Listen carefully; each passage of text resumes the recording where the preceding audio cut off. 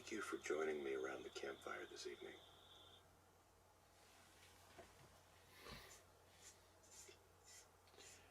Hey John, how are you, mate? I'm fine. Nice to see you. Hope you're going to make it this evening.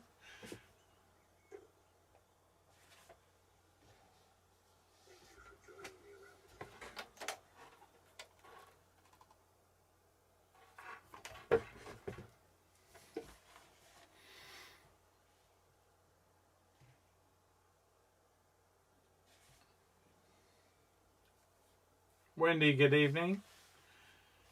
Nice to see you.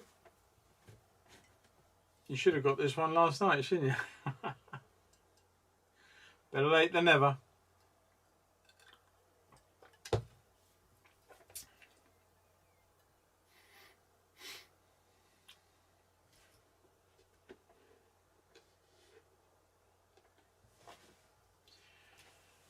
James, good evening. Long time no chat.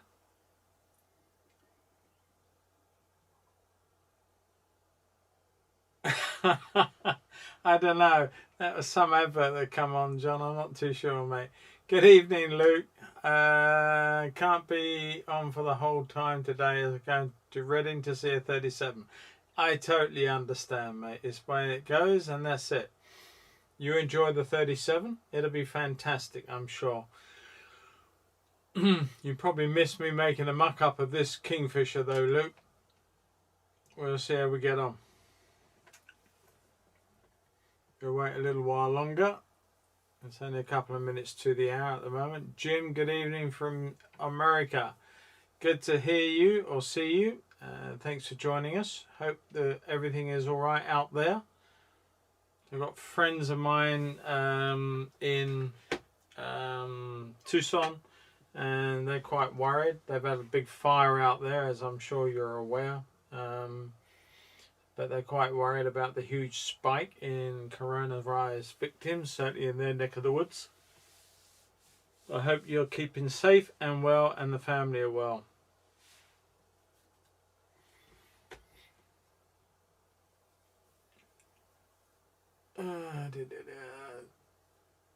So I hope everyone's having a good weekend, actually, or had a good weekend. Of course, it's over.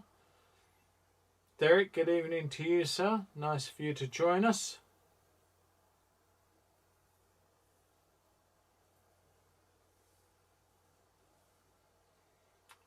Right. Now, for those of you who are watching this and going to have a go at this, this picture is not my own. This is a free one from Pixabay. So if any of you want to draw this one or paint this one, you'll find it on the Pixabay platform. If you search for Kingfishers, and if you ignore the Shutterstock ones at the top line, then come down to this one, you'll be able to find it and use this one. So as I say, you'll find this particular image on Pixabay, one of many free reference platforms out there. It's a good one. Ben, good evening to you, sir. Thank you for joining us. We are up to 13 and we are climbing, hopefully. Right, before I just give a couple more six if people don't mind, just to make sure, because some of the early stuff I want to talk about, I don't want to keep repeating it, so I'll just make sure that we're pretty much all we're going to get tonight, or if anyone else comes later, they'll have to do the rerun, and they can watch that on Dave, I'm told. But there you go. Catch the reruns on Dave. Right, so, okay, Kingfishers and pastel pencils. Now, if I'm a little bit sleepy or tired, I do apologise. I've been out in the sun all day. I've been painting. Sylvia, good evening to you. Hopefully, I don't mess up for you. I'll explain that one in a minute. But today I've been out with my mates. We're collectively a small group of like-minded people. We meet every 3 weeks for a plein air day together somewhere. And this is only our second day out since lockdown.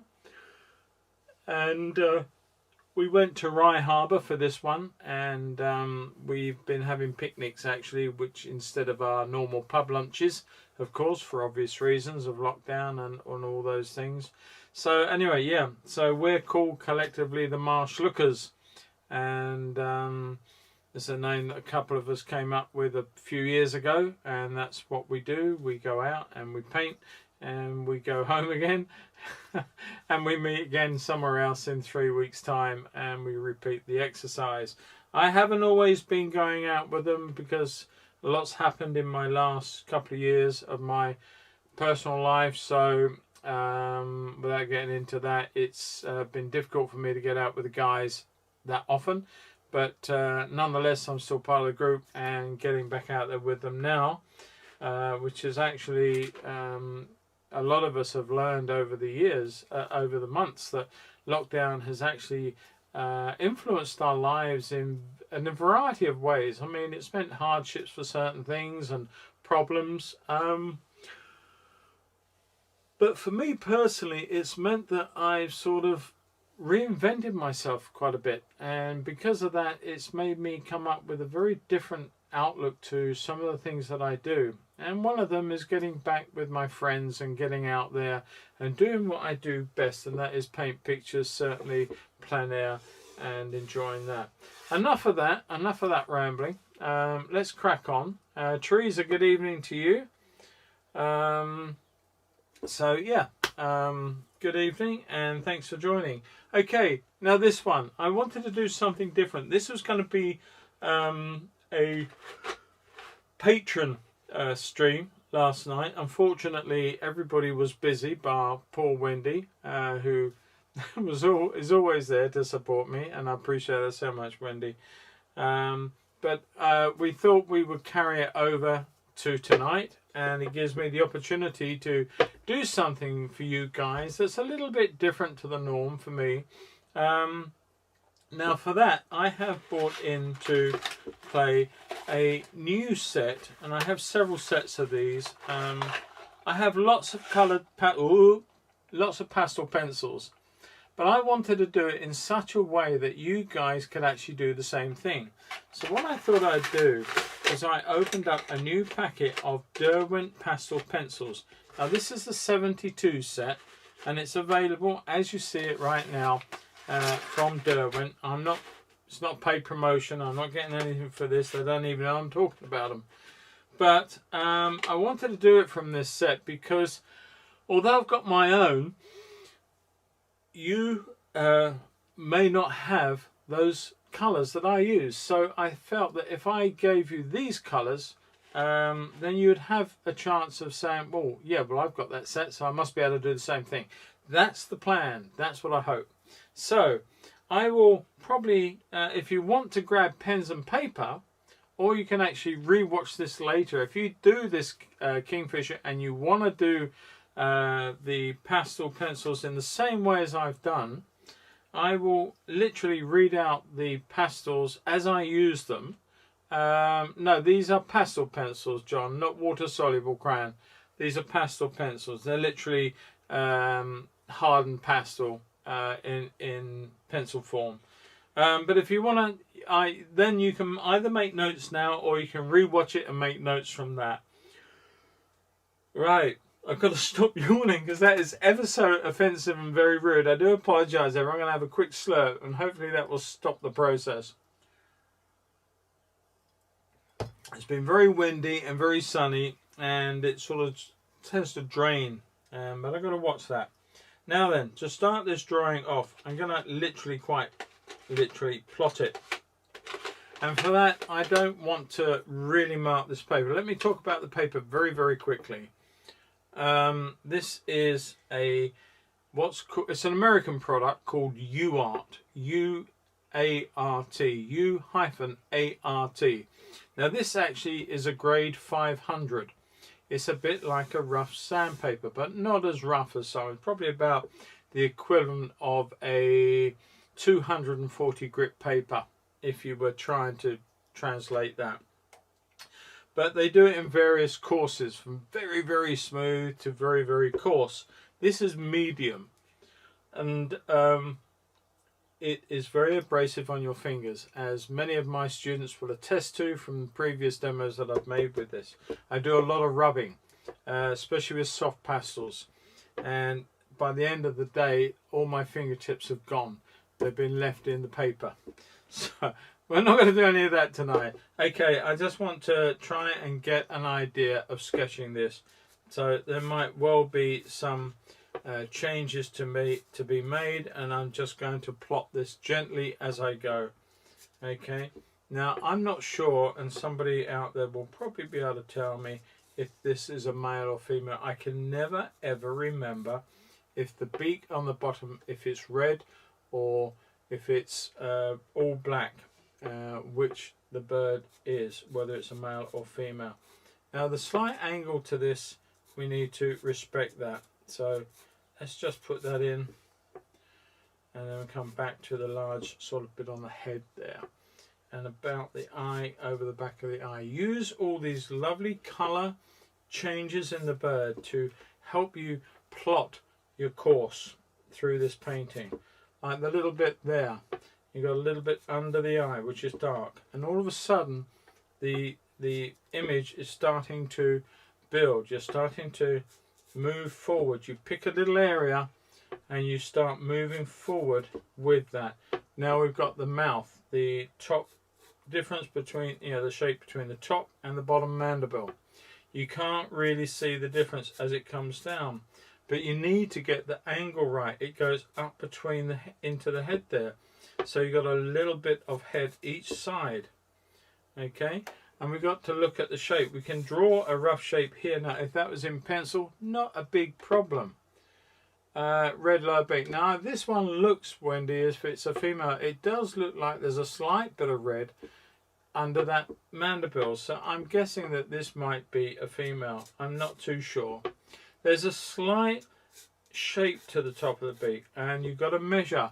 I'm just going to measure very quickly from the photograph to the beak. Now the head, if I'm honest, it's a really very, very close run thing, but it is almost that the size of the head here is just a little longer than the beak, so I think the beak should end about there. Now I'm going to leave it there for the moment. I can of course change that if I feel the need to. I'm going to come back up there, and then we have our beak, but it does tend to go around and into that beautiful azure blue. So there's a little bit there and a little tap there, and we get that blue there. Then we got a lovely piece of white chin and beautiful neck feathers that are at the moment tucked right into this blue as it comes down. The female has orange on her lower part of the beak, whereas the male has pure black. Yep. Cheers, Jim. I think this has got a little bit of orange on the bottom there, so I'm guessing she is a female. Where else now? So I did say hello to you. I think I did. I hope I did. If I didn't, I apologise, but hello now. And Mark, good evening to you, sir. We are 19 people and counting. That's good. That's good. That's nice for a Monday night. There's a lovely little shape there, which I'm just going to circle. Now you'll notice that I have picked up indeed a pastel pencil to do the drawing, and that is because lead pencil does not work with pastels. The reason being that what will happen is that lead is a shiny, hard surface, so when you put that down, it literally embeds itself into the paper. You'll see that if you do a lot of shading and work on cartridge paper with a normal pencil. You'll see what a shine there is with it. The thing is that pastel will just slide right off it. It's never going to stick to it. It's never going to stay there. And so you'll end up with bits of your drawing with pencil showing through and shiny, and the mateness of this. So if you're ever doing any drawing at all with pastels, then by all means just do them in pastel pencil in this fashion. Now just check the whole. I'm measuring up and I'm checking the whole of the beak to the back of the head, turning my hand around, and I'm looking from the tail to the head, and it's about whatever that distance is there, whatever the distance is from there to there, I need to make 1.5, roughly about there, to the end of the tail. Now that doesn't look very much, but you'll notice that the bird is a little bit hunched and the head sits right down into the neck, but the head is massive compared to the body. So let's look at where this nice cheek white comes down here, but almost straight into the wing. Top of the shoulder of the wing in that way. Look at that, folded right tight into the bird. Comes down, look at the angles. Watch how they come down and around.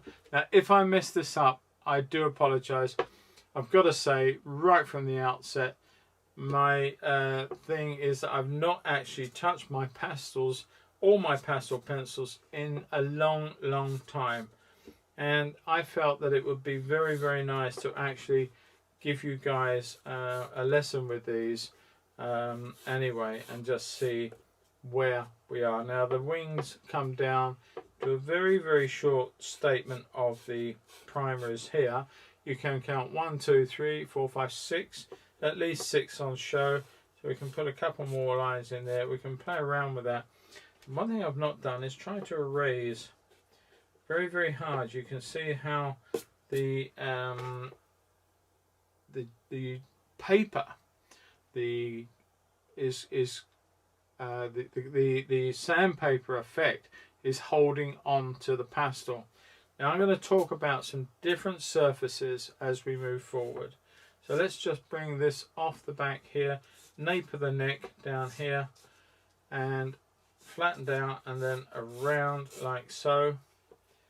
And the bird has tucked its tail and it comes in a beautiful little tail down here. And then that comes down under the wings, something of that nature like so. Now I don't think that's too bad at the moment. I'm going to say that.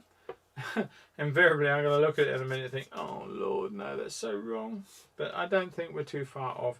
There's a little bit of dark teal through there. That lovely lighter splash of colour that makes these things look so electric in flight. And we've all seen them. You rarely see, they're so fast. You don't actually see the bird unless you're really ahead of the game. What you tend to see is just this little like blue jewel flash through the scene and then it's gone. Now I'm looking at that and I'm thinking that I wouldn't mind that coming out a little bit more there and turning in there, so that will give me a bit more here for the wing to come through and just tip out the back there. I think that's probably a little better. Now if I've made any mistakes on the outside, I'm not overly worried really, because I'm going to have quite a light, darker background to the bird itself, and it will help me highlight the bird. So I can bring that in there, which is its rump, and so like that. Now for its feet. Now let's look at this. Now where does it come? It comes this way through, like so, and then down. Now for some reason it stops there. The reason that it stops there is a small stick. Now that could be one of two things. The bird happened to land on a small stick, or my guess is, and I don't know this for sure because I haven't got a clue what I'm saying in that regard, but I would suggest, or venture to suggest, that, and I think I've got this a little bit shallow there, I want to bring that out that way a little bit more. I would venture to suggest that this photo is staged, not by the Kingfisher, but by the author of the photograph, because I would have said that this is a carefully placed stick over or near a area where the bird is frequenting naturally, and it's almost certainly to land there. There may be a small aquarium of fish just under the surface. This is a good old trick, and the bird will observe, then dive off, and that's how a lot of photographers do these wonderful shots of the bird and then diving down and catching fish. That's how it's done. To actually be in the right position at the right time to do that would be almost impossible to achieve. Anyway, that's what I know. And that is yeah, that's often what happens. Okay, so now what I'm going to do is tap that down, Good thing about these, you don't get a lot of wastage of material. With soft pastels, of course, you get an awful lot of wastage of material. And the tendency is, when you do that, is to go and blow it away. Two things with that. You end up putting potentially harmful minute particles of dust into the atmosphere, and that can land on things that you don't want it to, and that contains pigment, and that can cause stains and other problems. But moreover than that is the health of the people around you, especially if you're in class. To blow it, it just sends it everywhere. So the best thing to do with anything like that is just go and tap it down and get rid of anything you don't want. The trick is that there are tons of papers and different surfaces that you can work on. I'm not going to go into all of those tonight, except to say that one thing is that whatever the surface, whether it's a sandpaper thing like this, or whether it's just an engrais paper, or whether it be velour, any of these things will only hold so much material. So you've often seen people where they're starting to put so much on, laying on the soft pastel, and all of a sudden it just gets sort of, I don't know, thick and breaks off and falls down and falls away. It's because the material is absolutely saturated. It cannot hold in the structure of the board. It can't hold anymore.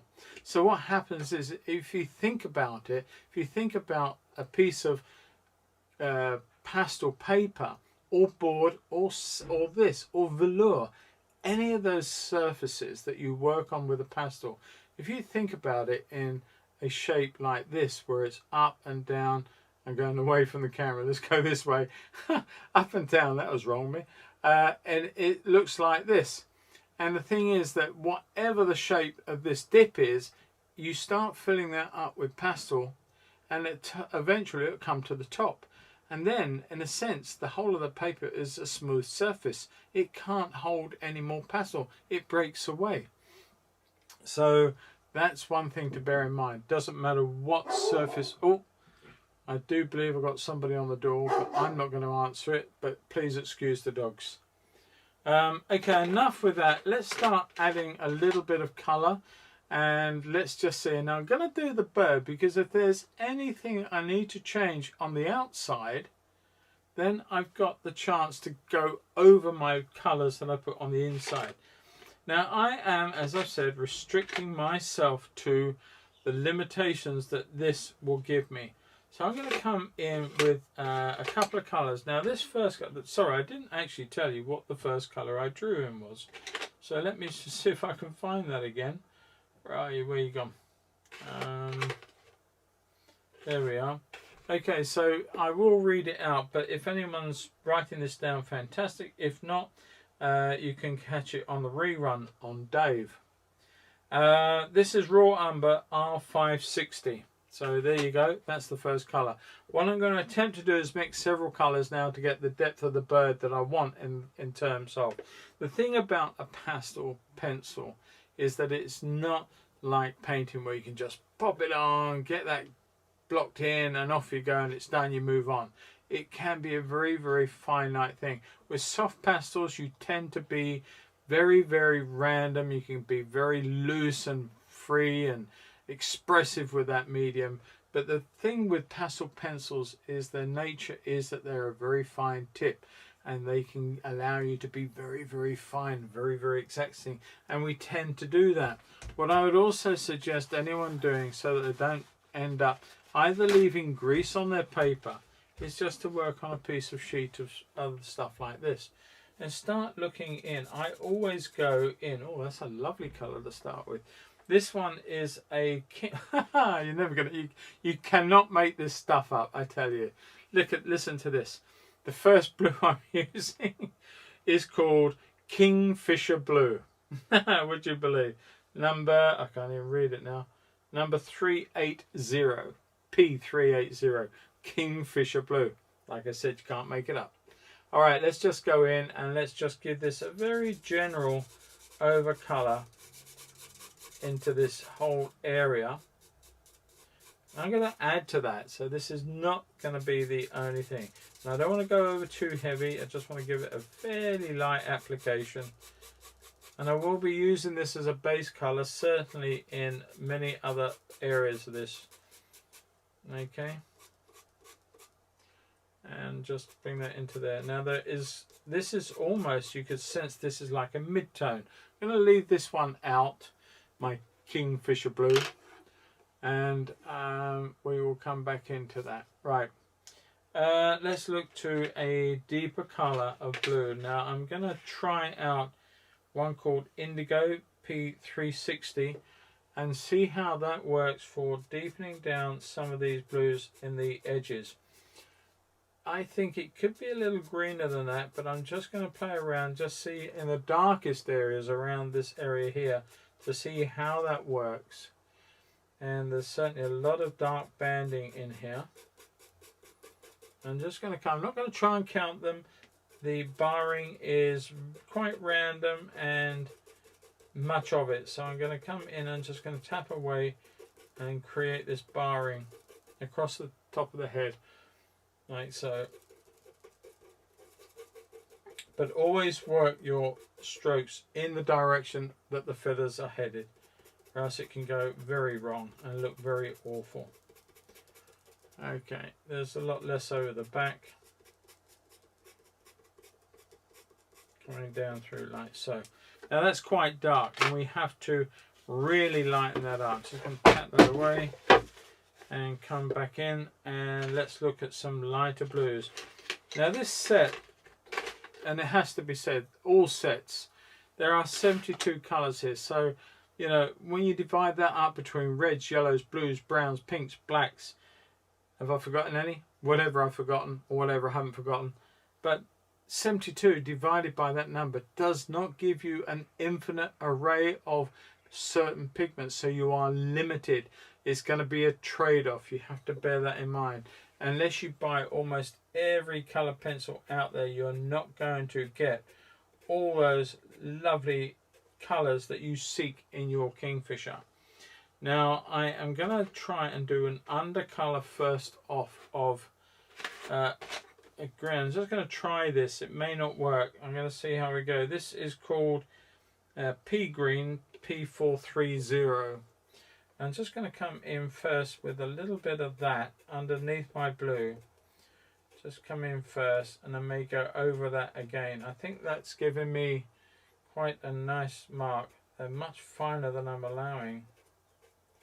So I'm going to try and bring some of that back in.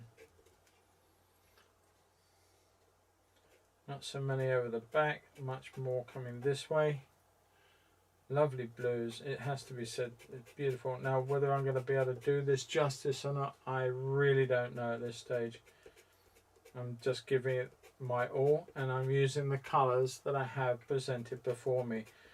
And I have literally behind my shoulder here, I have 3 other trays full of colours and 2 other sets outside if I wanted to, but I felt that that is not really helping you guys out there. It's not representative of colours. Yes, if you went out and collected the same colours I've got, but you're not going to do that.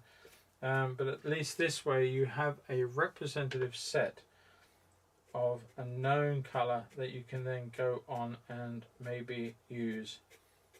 So I'm just playing around with this, and this is where the time does come and get taken up, is that you have to keep working all these shapes in.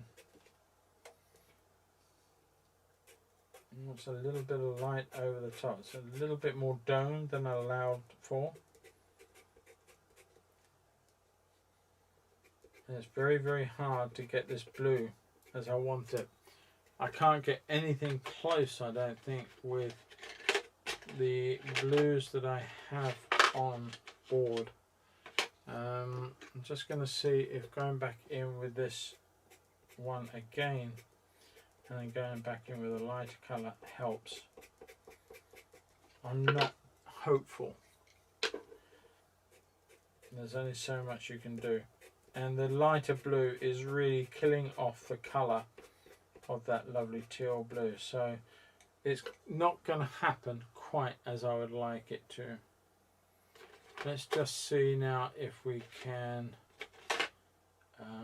come back in with this one. Now this one is Prussian blue 350, P350. Let's just see how we can play around with that Prussian blue. See, that helps.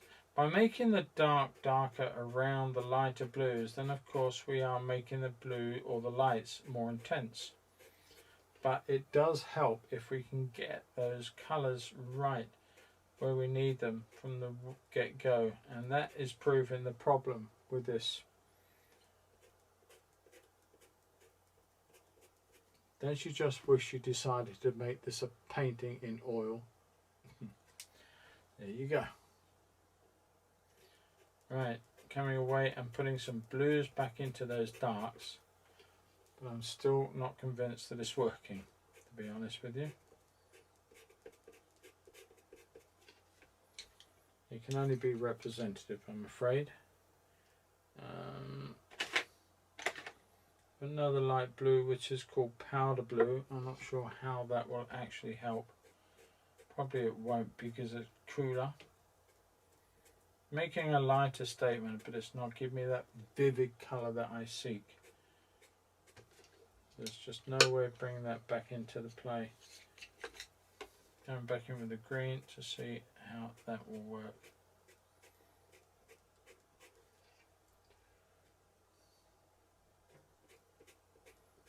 I'm reluctant to go back in with those pale blues. They're just making it all milky and yuck.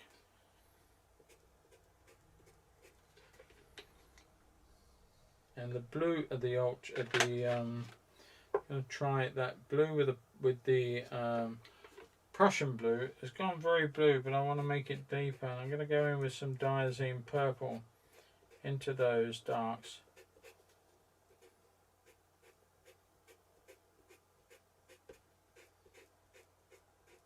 Just to see if that really throws out any of those colours more.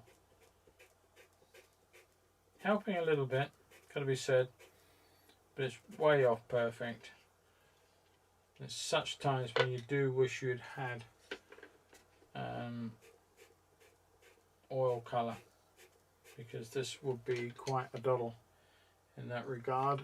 We would be able to do so much more. Right, I'm just checking the chat, there's nothing going on in there.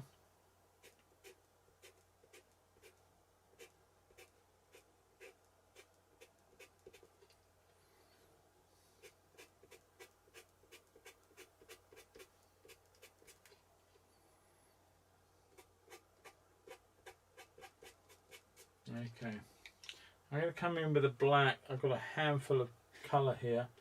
We're going to come in with a black colour. I'm not sure what blacks I've got here.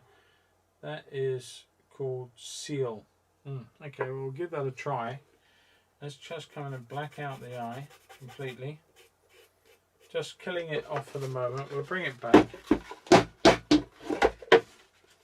And that's quite dark, quite nice actually. I'm going to come in with a little bit of blue into that. And then we'll whiten that up more in a little while. Okay, so I've still got a handful of colour. I'm going to drop some of these very, very soon, I'm sure. Right, now I'm going to look at the beak just gently for the moment, and I'm going to come back in with the colour we've already used, I think, which is the, not that one, that's the diazine purple. Where are we? I don't want the seal, that's too brown. Let's have a look at a different one then. Let's come in at French Grey Dark, P650. And let's just come in and sketch the darker parts of this beak through. And the under part of the beak here, up into there. Very, very strong accent of dark there. A little paler there, but we can still put that in. And we can work that out later if we need to. And that part there, and then we can just quickly look at our orange, which is muted. So we're going to look at something like this one, which is the Tangerine, P110. Just blow out, nearly did. Tap that away. You can see how the dust is just dropping here. and that can contaminate lighter areas. It's not going to contaminate this, but it could do some damage. Let's just put that lovely bit of red underneath the build there. And so we know we've got that in place, and then we can just come in with the dark to finish that part of the beak off there. Okay, we'll leave it like that for a moment. We can use the same colour just to check in there and draw in the shape underneath the eye just there. Don't worry that you've lost a little bit of the orange. We can come back with that, and that actually goes up a lot less than I've given it. That comes down there. And this is where you've got to keep constantly checking. Sorry about all this banging. It's very hard to warn you and turn your volume down each time. Yeah, it comes down there, so I want to put that shape in there. And then our lovely orange, which goes under here, under the eye there. Okay. I've got a little fleck of it up in here, which we need to observe. I actually never noticed that bit before, to be honest with you. Very dark in here. I've got that lovely little pale piece of colour, which I'm going to use the orange and I'm going to use the pale blue for, as I've got it in my hand. So a bit there, and just tap off with a little bit of orange there. Okay, and then I want to look at the white that we've got, which is titanium white P720. Just want to look at the eye, just very gently, just tapping in a little bit. I'm not going to go all the way with this for the minute. Just want to see what we've got and leave it like that. Alright, so now while we've got this lovely orange, I'm going to put, it's quite a dark orange, but we can make it paler. I'm going to come in here and just come round in this lovely shape, and we're going to put that in there like so. Round and let that, it's quite a hard edge, it's not a definite soft edge, so we're going to leave that now, and we're going to come back in with our lovely white.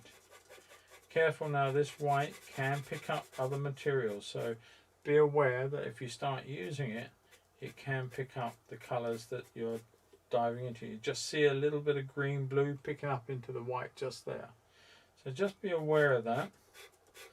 Come down here and it disappears off into the back, which gives me that lovely effect there. While we're doing that, let's have a look at straightening down through this beak. Nice highlight to the top. Okay, and straight down to the very sword-like dagger at the beak's edge. Now, if we've got that too wrong in many ways, there's nothing stopping us coming back in with just playing around with some of these other background colours. We can start looking at these now. So we can bring that in nice and dark against the edge of this beak. Like so.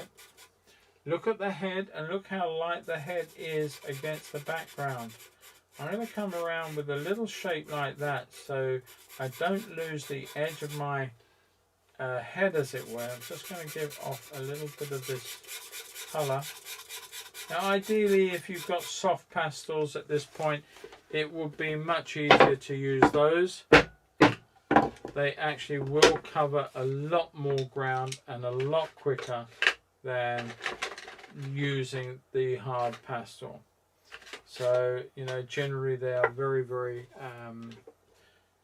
beautiful. They just drop off the colour, and yeah, you can just deposit a bigger area very quickly on it. So I'm just going with a little bit of a more earthy colour green, going down the side of the beak, being very careful.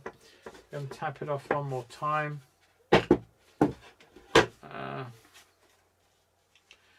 Yes, I'm going to put some more forehead in, don't worry, I've seen it myself. And we're going to come in with a shape. That's why I've left that little bit of light on the edge there, just to give her a little bit of a shape here. And we'll go back in with the lights and the darks. I'm just going to come in and just put that in through there like so. Okay. And I'm losing pencils now. Right. Just come in, line that up like so. We're going to have to come in with some more of these colours. It's just not going to be that vivid blue colour I really would have liked to have seen on this.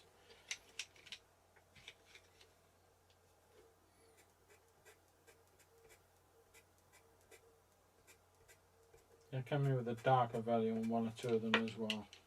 See, now that almost looks like the blue it should be, but that's going to be my darker recesses blue.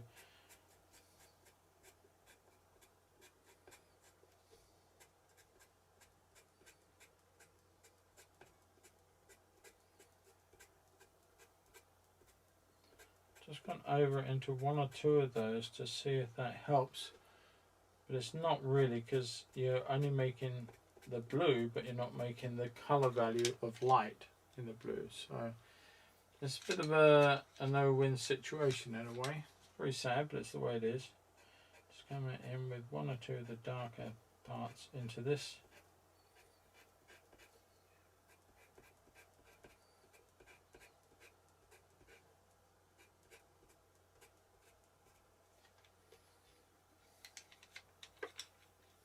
I think I was using the purple, wasn't I? Find the purple again. Not that one, that one. There we are. Just bring in a bit of dark into some of those.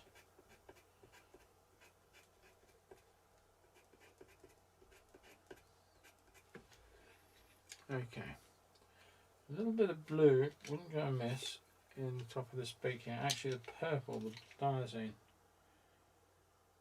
There we go. Let's put some of that into there. And then we can come over with a little bit of blue just to soften off some of that. So it's not as dark as the rest of it, just gives it a nice little bit of effect. I shouldn't have done that. But it was just getting to a point where I couldn't clear the stuff very quickly. So I'm going to come down with the dark shape down through, and that's the green. I don't want to use that. Use the purple just to come down here, put a little faint line through there, down the beak to the tip, like so. Now we're quite dark underneath and I'm quite satisfied with that. We could do with a little bit of a buffy pink colour on the tip of the beak, just there. And then we're going to come in with some other greens, maybe a slightly lighter earth green just under here.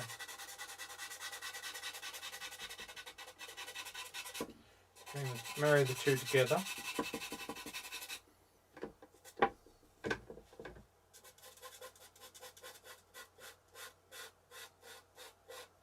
Now we can sharpen up our beak and make it nice and pointed.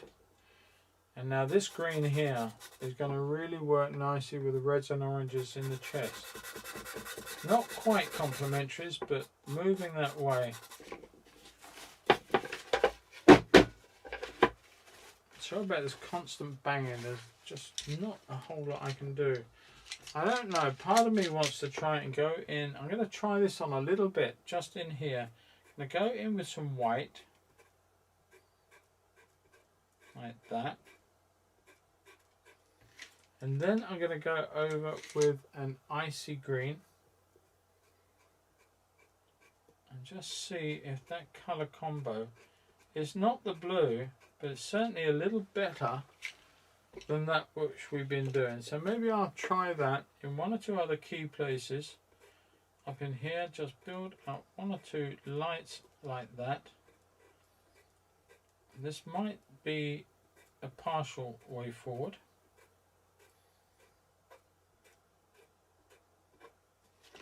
And then just tap it over. I don't think I've got a lighter one that works. No, we'll keep to this one. Just going to come in with a little bit of that green over the white. So the white will have influence on lightening up the green value. And it's not perfect, but it's certainly a lot better, I think, than where we were. Okay, so let's just check that eye again. I want to put in a little backlight through there. And what's this other black that I've got sitting in here? Well, that's a seal as well, so maybe I've got two of the same colour. Surely that's not the case.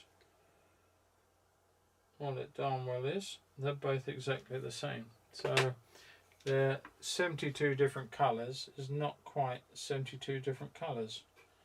It's rather annoying. I thought I had two different values of black, but it wasn't to be. Not to worry. It really isn't a big problem. We'll just use one a bit heavier. I just want to tap in a little bit of extra light into there. Going over the same little bit, depositing a little bit more colour. Right. Now then, let's move a little faster. I don't know how long we've been going actually. 46 minutes. We're doing quite well, really, gotta say. Okay, now I'm tempted to work light to dark. I'm tempted to go in with just a little lighter colour in here, adding a little bit of white in. Now this is pretty much me messing around, experimenting. Just going to come in with a little bit of blue, like so.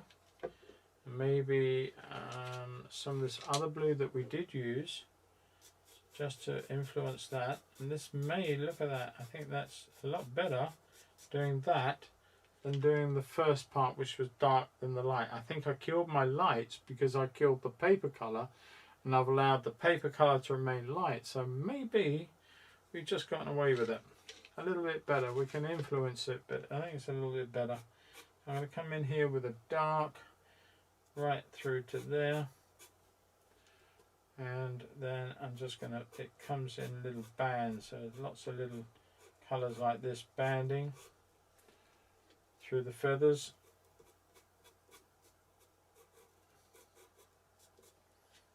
Okay, and a really nice dark shape down through there. I am blurring it a little bit. I have said not to do that. That's my fault, but I just need to clear the material a little more than I'm being able to do. So just coming in with some darks down here and down the shoulder. I'm just drawing this in just to give me an idea, and I'm starting to draw with these colours instead of sort of almost like colouring. Now I'm drawing. P400, I don't know if I've got that one.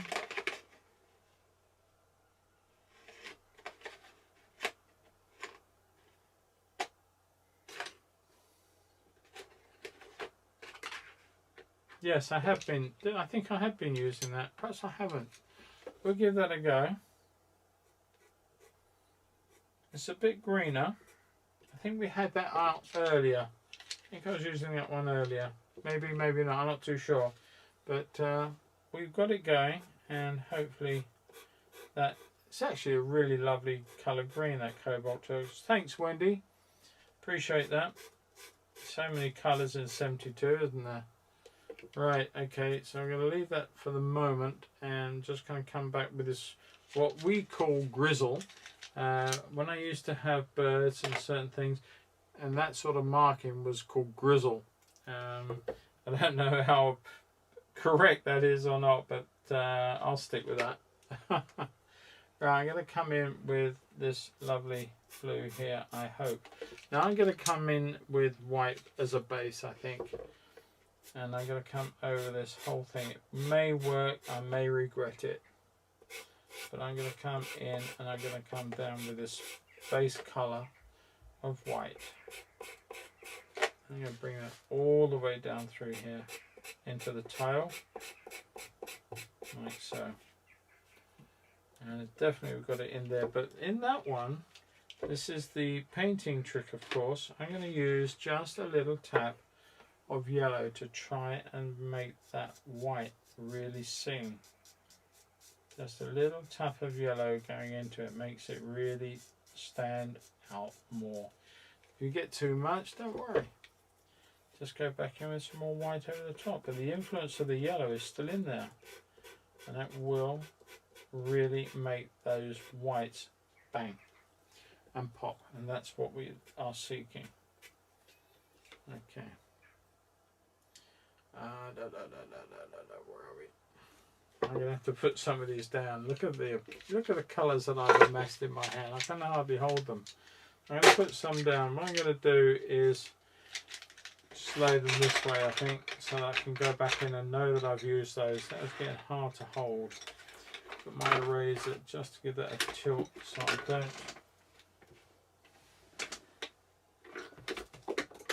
do that. That's something you don't want to do with these things, is drop them. If you drop them, you can fracture the stick of chalk in the middle or down through the core, and then as you try and sharpen them, of course they will fracture every time they get close to finishing and you've lost them. This is probably not the best idea that I've had tonight, but hopefully it will work. Right, now then, I had a beautiful cobalt teal just now. There we are. That's a good colour, and it really is that beautiful blue colour I am seeking. I don't know why I didn't try before. I'm sure I thought I had, but no, I can see from everything else I've done that I haven't done. So I'm just going back in with some of that onto some of these colours in the head. Beautiful, lovely. And what makes the iridescence is the odd tap of white in there. And that's what picks up, I think, and helps out the whole area.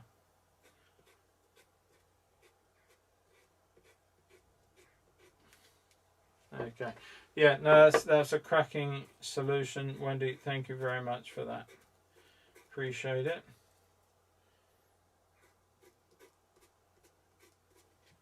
I like that. All right. I'm going to put some of those into there, flicking over the back, and we'll leave it at that. And there's got some strength of it in here too, a little bit into there.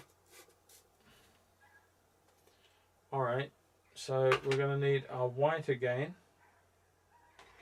and I am hoping, because I realise that I do not have the appropriate sharpener for this material.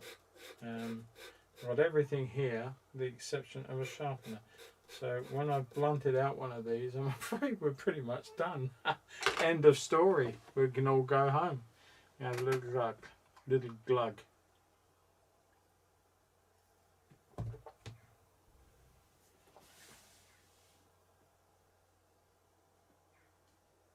Yeah. Yeah. I get that, John. And I'm just seeing if I have. Oh, look at that. I have one. There you go. May not be the exact one, but it's that thick one there that takes these beautifully in there and sharpens them down. Now, a lot of people, a lot of my friends, they use a proper sharpener for this, and there's nothing stopping you doing that at all. You can do that. Just depends what you're happiest with. I'm just going to put in a little bit of light into some of those, just catching a little bit of light into some of those feathers, and I think that just starts to lift it. And a little bit of light catching one or two over there just brings the head to life. Just over there as well, giving a shape to the top of the cranium and coming down into the forehead here. Okay, that's fine. I'm quite happy with that.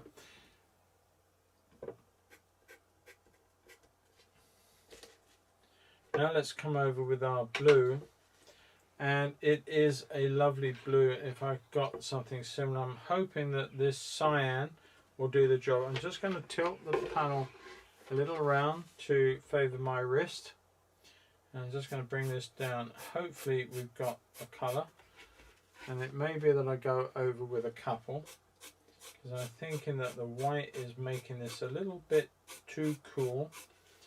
But with the blue and maybe the cobalt teal as an influence, we may come in and strike lucky. I don't know yet, but I'm going to give that a go now. So I'm picking up that cobalt teal, influence the cyan blue, not too heavy, you don't want to turn it to green.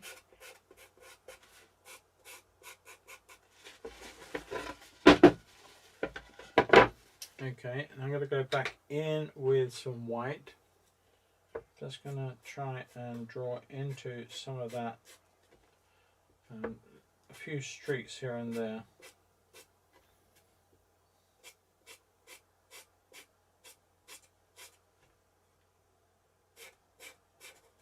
Okay, I'm going to leave it at that for a minute. I may have to try and do some more in a little while. Hopefully we can get away with that. Hopefully that'll be enough. I'm going to put a little bit of dark into here.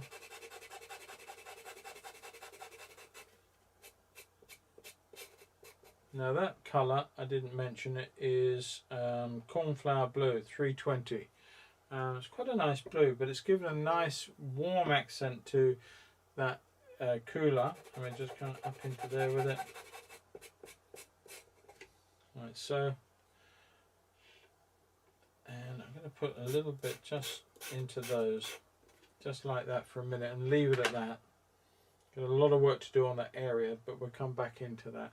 I just want to put in a base pigment for the orange. Now I'm just looking at the oranges that I've got, and I'm going to come in with a fairly bright one that we can actually change. So I'm coming in not working with a feather structure, although I really should do, I suppose. So let's just do right as I keep telling you to do. Let's do it myself. Just bring that all the way through here.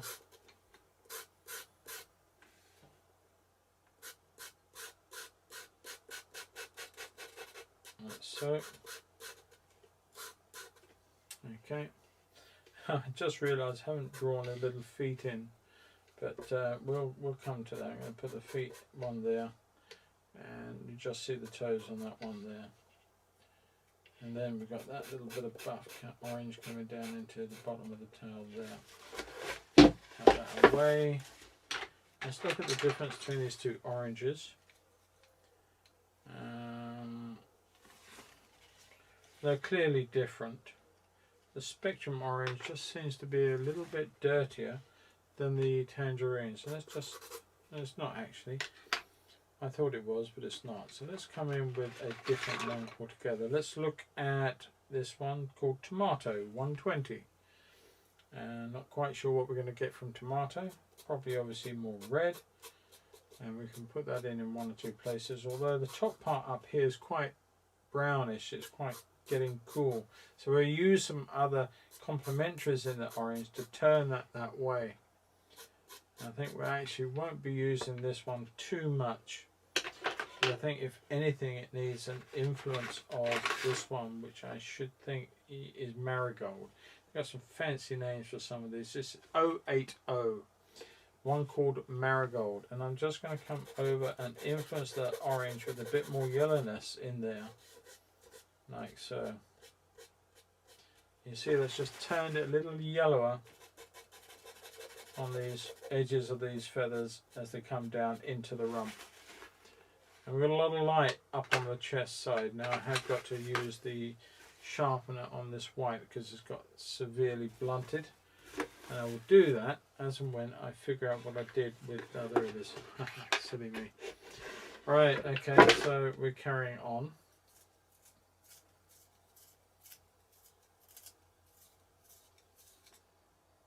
There we go. It's enough to be working with. And let's just come down on the outside. Let's just put in the lovely light that we're seeing on the chest that comes down. And if anything, I really sort of, white is okay, but I wanted to see something that's not quite white. Just see what this does. I think that's a little bit better. Pale yellow, very pale yellow would have even been better, I think.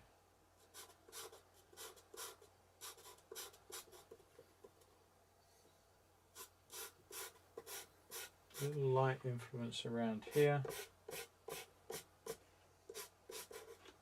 Okay. What's this colour? Okay, I'm just going through all my colours. Burnt orange. Maybe we'll get lucky with burnt orange. I'll put some in there for a start off.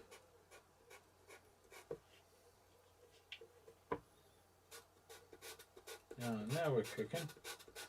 That's taking it off of the red orange and giving me that yellow influence in the orange that I was looking for right from the start. So I'm going to go over the whole of that area pretty much and give that this burnt orange effect, and then I'm going to tap it all off. So cover your ears again.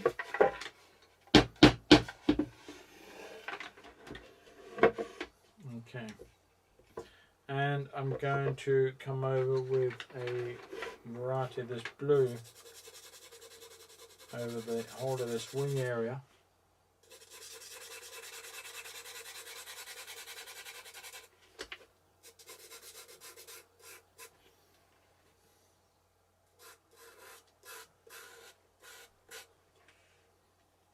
Down through the back.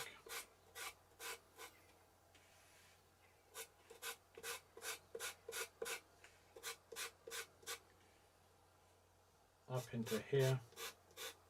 Got to get a lot darker in certain places, and even the blue's got to change completely in some regards.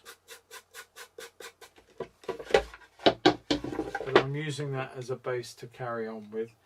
And while we're on that, let's go back to that nice cobalt teal colour that is P400. And let's just come over the whole of the area again with this lovely teal over the blue. Don't knock any of that into the orange, steer clear of doing that. And we'll come back into here. It's going to get dark, as I said, but I want it to have that lovely teal influence to it. It certainly is a winner of a colour. And into those flights there. Just going to come down into there. And they're going to turn quite dark when they hit the primaries. And of course we've got a little bit out the back, which I won't forget. I'll just put that line there. It's going to change colour completely, but it will be the line that will denote the other wing coming in. Okay. Sorry about that, but I did not want any of that contaminating the orange, to be honest with you. I'm going to look to my browns. Or do I really want to look to my browns? Let's just see. Maybe a raw umber. Well, that's sepia. I think that's just the wrong way to go. I'm just looking for something that's quite cool. French grey. Well, let's give that a look-see up in here. Just see how that affects the oranges. I think that works. That blueness in the grey just gives me that like lilt of dark that I need in the top parts of these feathers, and just cools them off enough to be believable, as they are up in there and up into here. A bit more blue on the edge there. There's something there, and just the odd flick out through the chest. And that can then come down. There's quite a bit of sort of barring coming down. You can see that sense of the dark and the light, and then just literally gently just stroke that into play as this comes down. Stroking it away. You don't want it too dark. That's probably getting a little bit too grubby dark. We can come back over that with some of the orange again, but I think we still need to come down with a darker influence down through here. And then quite a bit of dark up underneath these vent feathers under the tail here and into the orange once again. Okay, now let's see how we can come back in with that burnt orange. I think not that one. Where's the burnt one? It's in my hand, I'm guessing. Burnt orange. Let's just influence some of these colours in here with some of that burnt.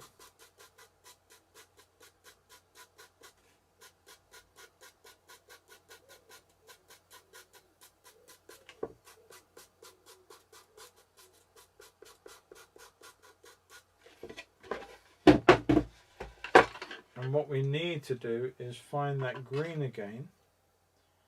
I can't quite remember, wasn't that one? Or was it? Might have been. No, it wasn't that one. There you go, I think that's the culprit.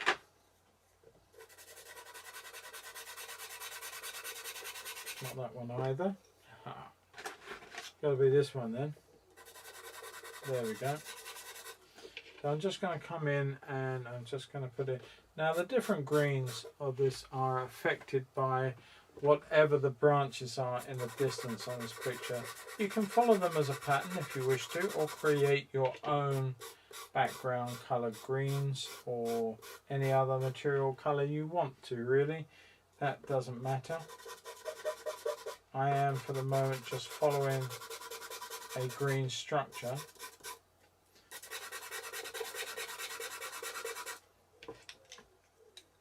I'm going to come in with the other bit of the other green to vary it a little bit more.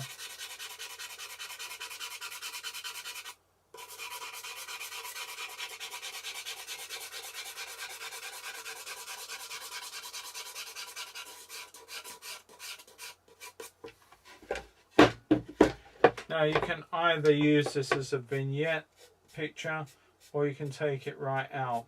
Now I would be tempted, if I'm honest with you, to either, I'm not a great lover of this vignette, but this actually lends itself quite nicely to that sort of style as a picture image. Or I would take it out to the edges, but I would maybe cut or trim the painting down just ever so slightly to work.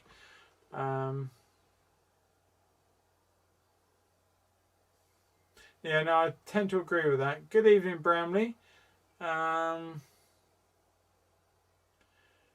James. Yes, it's orange. Has to be orange. Or ish orange. Is it, does the orange not work? I think it's orange enough. Anyway, that's my Kingfisher. Kingfishers are orange. I'm going to put a few flecks of other marks in that come across the body. And we'll come in to tease out some of the feather edges into this part of the body too, later on. And that comes quite light down and through there. And I want to look at that lovely blue comes out from there.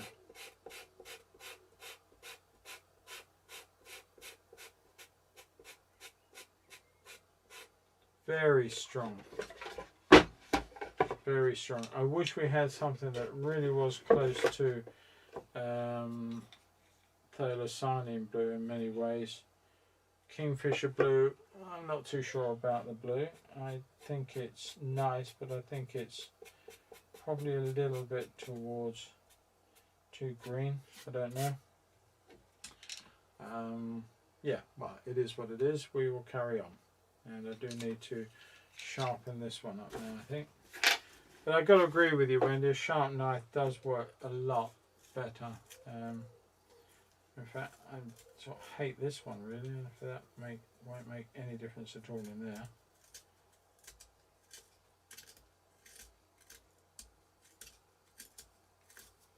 Well, that's better than nothing. We'll carry on with that one.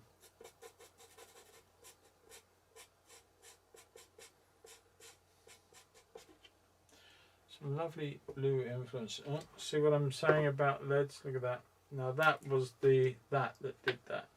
Nothing more. So bear with me. I'm just going to find me an X-Acto knife because I can't be doing with. Good job. I've got my railway modelling bench in here at the same time, hasn't it? Makes a big difference. But I've got a pretty blunt blade, but okay. Never mind, we will make do. I think I need to change this blade in here. Good Lord. I don't think I could do much damage with this knife.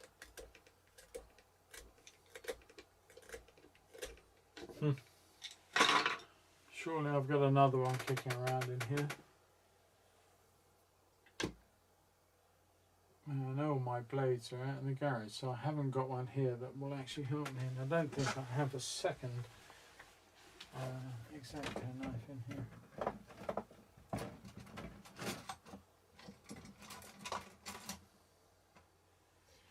No, so we make do with what we've got and we carry on. Right, let's just see if we can't get this working. Bear with me, normal service will be resumed very, very shortly. That's better. It is a blunt blade and does need replacing.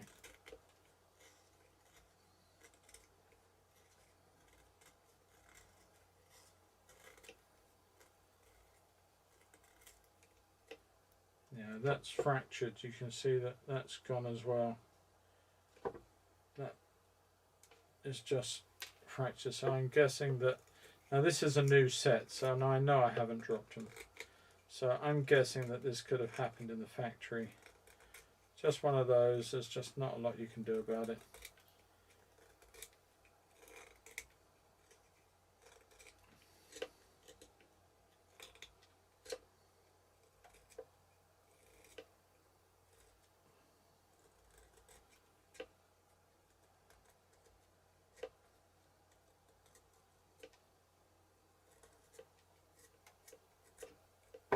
Hopefully we can get away with that. If not, I'll go back to the bits and use those. Now then, let's just check the chat. Nothing else is coming on the chat. And normal service, I hope, is now being resumed. I'll just look at my darker blues. Prussian blue is not dark, it's dark, but this needs to be a lot greener, I think. So I'm going to come over with... looking at the green opportunities. Funny way of saying it, greener opportunities. Check that out. I think that might just give me a bit of a nice green over the back. Without being too green, but I think it's really what's needed to come over the back of the bird and down into this sort of feather structure at the back of the wing. But you don't want to replace everything, that's for sure. Just leave little bits of the other colours you've already put on coming through. So just be sparing how you deliver it. And there's quite a bit of green up in here, so let's just bring that in. And I'm going to pretty much cover quite a bit of that. I'm going to have to come on and put in the lovely little light flecks, and I'm going to leave the odd little bit of blue popping through to help me with that. So it's sort of scratching the surface and making general marks that will hopefully fool your eyes into believing what they're seeing. I hope. That's my plan.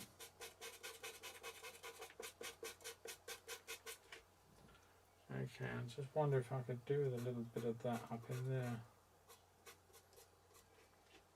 Probably not, if honest, but there you go. Okay, it's worth a try. I'm going to come in with that bit of white idea in here. I'm just going to put these lovely little pricks of sparkle in the wings. Now please don't sit there counting them, because that is very annoying and very frustrating. I'm sure you wouldn't do that.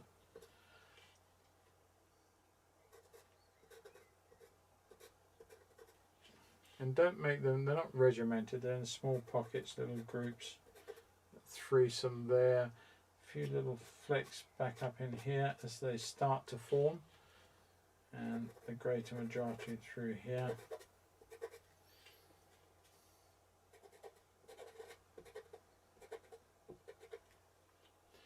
Then I got to look at these lovely edges. There's 1, 2, 3, 4, 5 and 6 edges to there.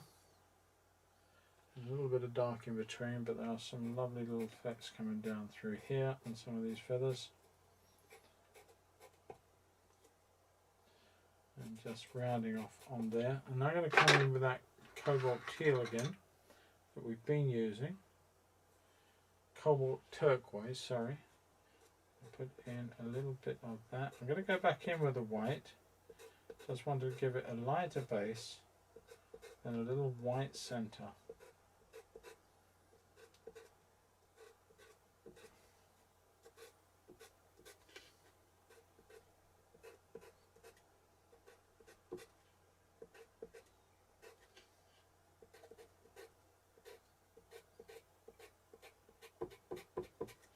Okay, now let's see if we can bring this off and get this down. A little, could do that being a little sharper. I'm actually going to sharpen up the charcoal itself, or the pastel itself. Just give me a little bit of a sharp edge to that, so I can leave the sort of mark that I seek without damaging this too much. Okay. I'm going to be able to use this edge and this method of sharpening up in other places. Let's just bring that little light area into each of these little pricks of light on the feathers.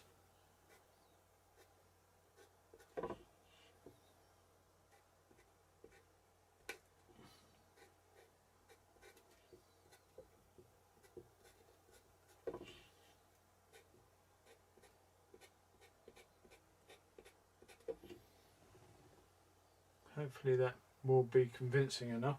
There's some light coming through here which I do need to address. That's catching a little bit of sun, I believe, on the back of the bird, so I'm just going to bring that in.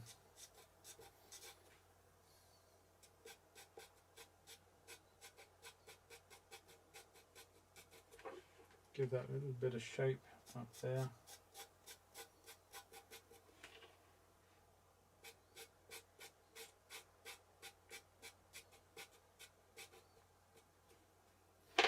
Actually, almost a little bit of orange, just a little sense of warmth in that light that comes down there over the back. I don't want to make it overtly orange because it's not, but it's just got that little sense of that going through it. And I've stopped telling you what colours I'm using. I do apologise. Completely lost myself in what I was doing and completely forgot to say I'm using this or I'm using that. But I am going to use a little bit of Prussian blue just to give this a bit more depth down through here. Tap that off. I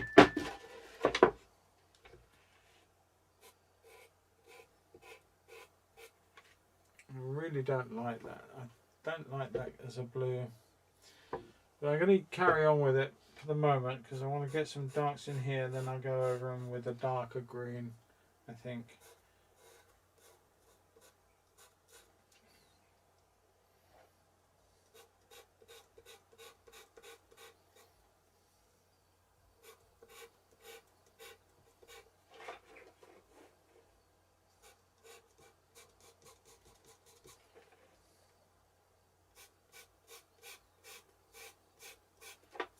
Now I'll go back in with that green influence, which is the Kingfisher green, I think. That's the one we were using. That's cobalt turquoise. Where's the one that I think I need? That's cerulean. I had it just now, so where have I done with it?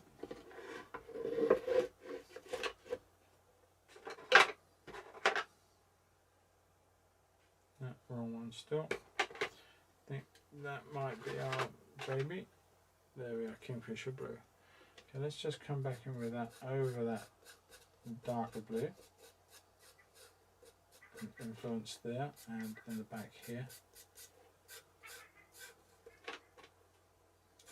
Just so many beautiful colours.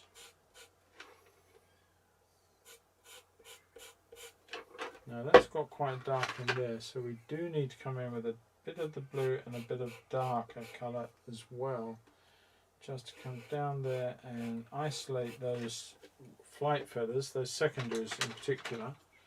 Let's come back in with a bit of a darker black colour in there, around there, and then we can bring our final primary out there. Set that up, and we can do the same for this one. like so. It's got a nice light lead edge to it, which when we've done some background we can utilise that and put that in. Right. Good question, John. Very good question. I love to draw. I do love to draw. It's quite exacting in many regards. But there's always something inside of me that will always yearn to get the brushes out and paint.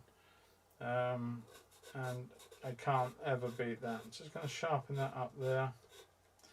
Yeah, so I think that drawing like this is great fun. But I do love to, as I say, paint. And that will never change. Okay, now I'm going to put a dark edge, which is going to be maybe the blues instead of a black.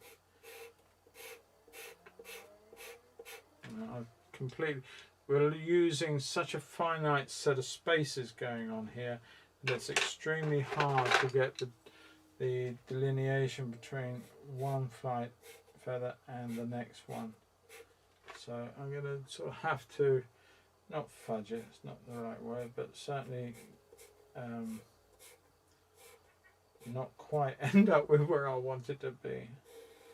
I don't think that's actually turned out too bad in many respects. There's a little bit of yellow buff on that dark, which gives that a little bit of variation, which is nice. And there's a considerable dark underneath this, which we haven't observed. Let's put that in.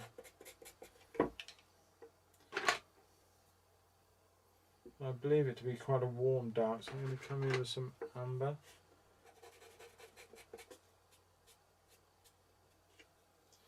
And then I want to go in with these darks in here.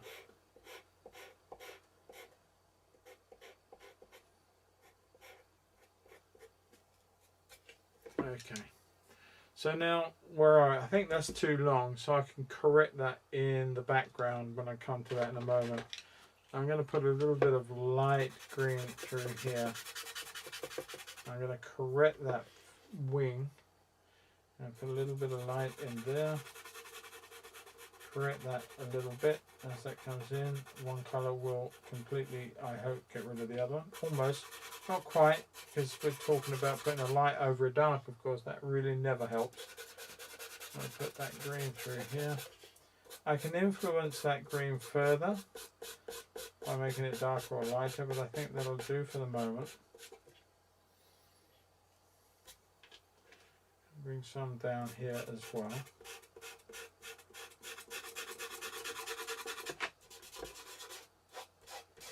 Now you've been warned about this paper and doing too much of what I've just been doing. It will hurt after a while if you keep doing it. Not the best practice. Just going to come in and change that a little bit more, make it a little darker, I think, under here.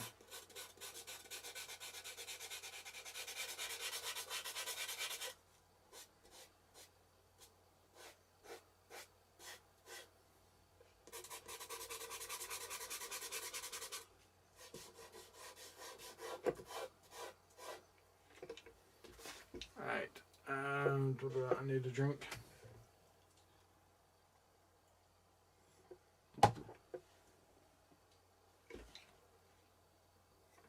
And just going to come into some of this as well. I'm not quite happy with this green.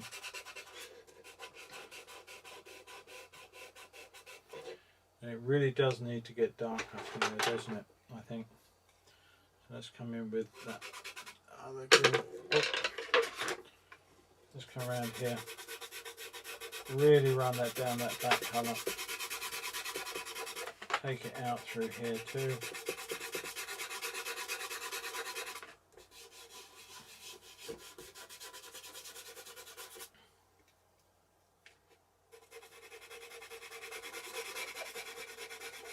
I think that was a colour I really should have been putting in.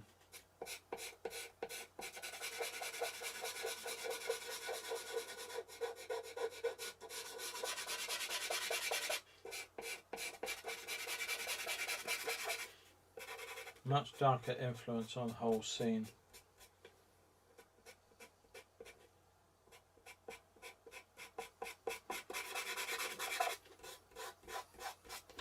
Right, now, excuse me, I've got an itchy nose. I'm probably painting it in pastel right now.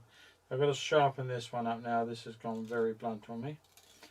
I'm easing it as I do because I'm not sure. Probably the bluntness of this knife is not helping when it comes to fracturing the next piece of pastel to be exposed. I'm just editing it a little bit more carefully. There we go. Yeah, you're right, John. Drawing is good every now and again. You know, as artists, we tend not to do enough, and as such, we can become quite stale in our approach. And there is that saying, of course, that without good drawing, there is no painting. You know, you do need to be able to understand structure and form as best you can. And move that forward in the work that you do. Understanding form is essential. So I'm sure you tell all your students at school very much the same thing. Not sure if I really like that green actually.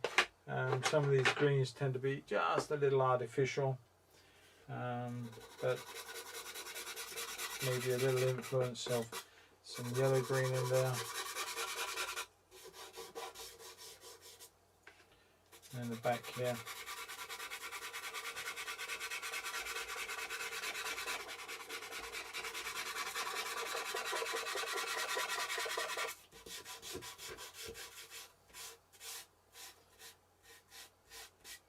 Moving this pastel around, it's getting to the point of saturation on the board, as you can see by the amount that's being actually left in pigment. And you've got to watch this stage with your hands, because you start putting your stuff down, touching stuff, then of course you end up with a problem.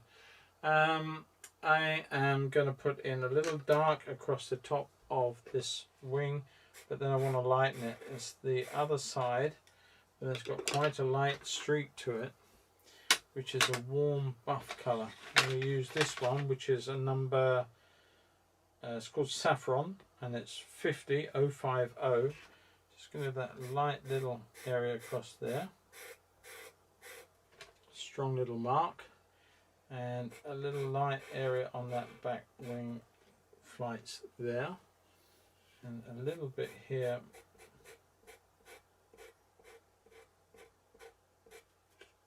Like that, I think.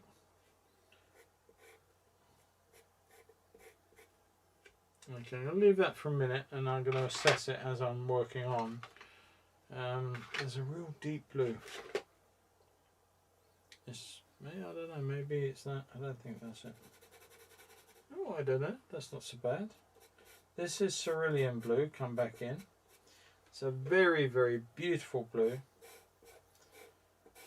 I didn't think it was working in this instance, but I think it is.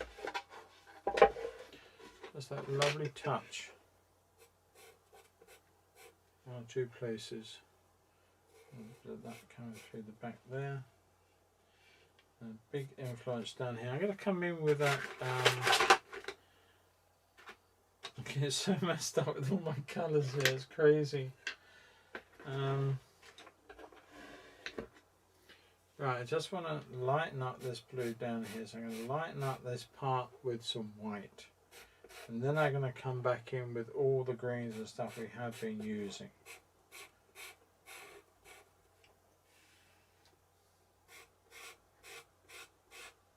Alright, now let's come back in with that.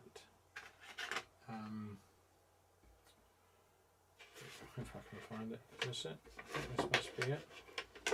Yeah, there should be just enough in this to come back in there with that blue or green.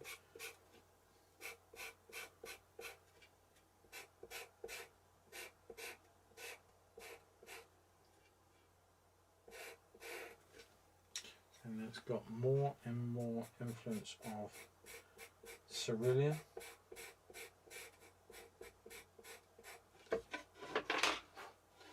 and I think I don't really want to touch that.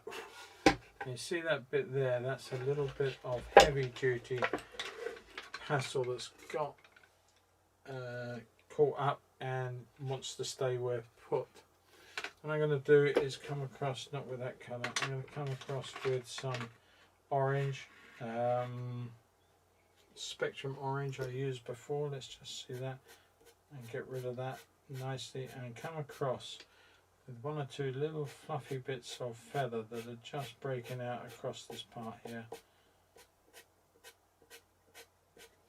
Just fudging the background, as it were. And then go back, where's that burnt orange I had? No, I'll use this one. Just a little bit of light in there, that's nice. Just lighten some of these feathers going into here. And just chasing around the edges of one or two of these other pieces. And then just reinforce where I lost some of this down through the chest.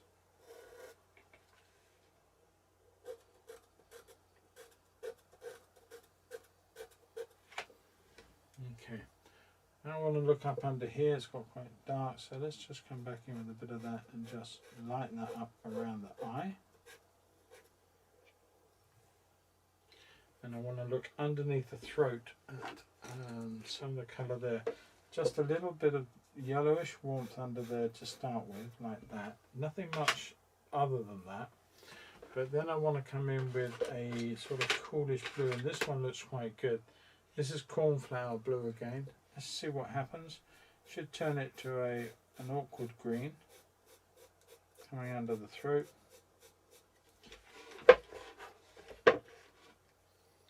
Not bad, not bad. I can come in with a little muted yellow and white into there, which is not white, it's a bit of another colour, I don't know what quite one. And that will work.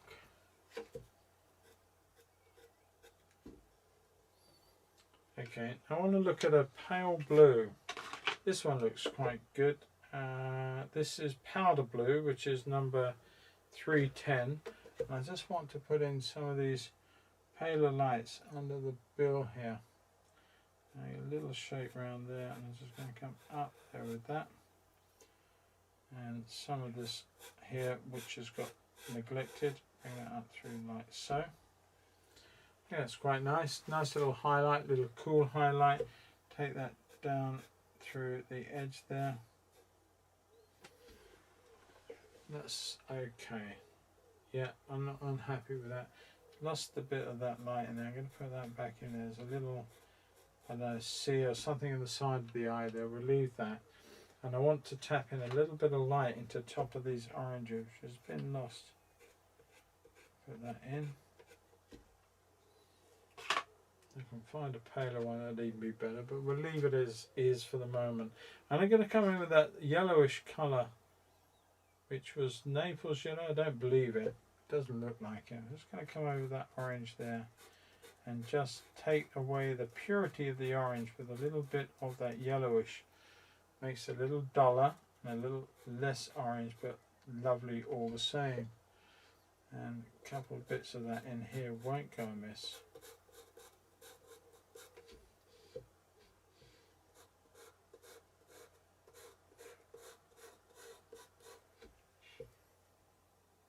Okay, a couple of little orange taps in there. That's too yellow, so we've got to go back and find our orange.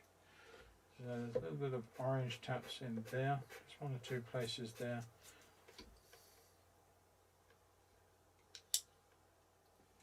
And what I've got to do is look at this branch. I haven't done anything about that branch. I'm going to come in with a bit of, no, I don't want to use that. But I will use some white to start with. I think let's come in with some white.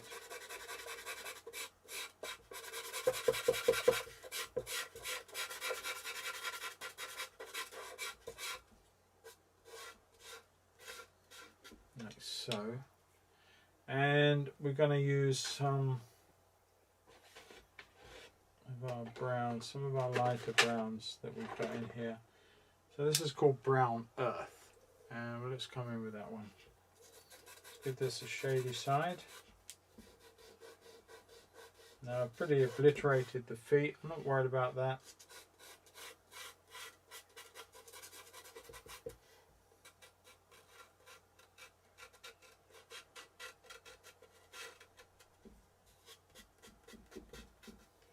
Okay, again it's vignetted off, and again you can change that idea if you wish to, and come in with darks and lights accordingly all the way to the edge of the painting, or indeed you know, cut the painting down. Whatever you want to do, whatever works for you and yours, that's fine. I'm leaving this fairly open at the moment. You can see I'm not necessarily going with the sort of branches and the shadow casts that are created, and just using them as general lights and darks. And I'm going to come up here with a little bit lighter here, coming down to the base, and that's quite nice. This colour is a saffron, which is sort of a yellowish pale colour, khaki, I don't know what you want to call it really, but it just allows that green to blend away a little bit. Try not to do what I've just done. See this here, the dark comes down and up there, so this light goes up and up there. It's mimicking the tail. Either don't do that, or if you're going to do that, go through the tail with a dark, or indeed, which, because I want it to remain dark, I'm going to come back in here with a green dark and change this part here so that we don't get that bit that goes around. You're following shapes that you've already done. It really doesn't work, and it makes your painting look like a cardboard cutout.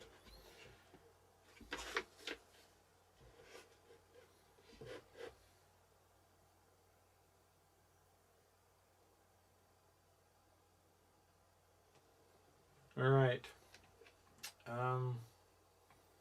Just want to try get that light. I can't get it back, so I'm going to come in with that there. Hopefully that'll fool your eyes. I hope. Right. Anyway, I'm just going to soften that off there. Like so.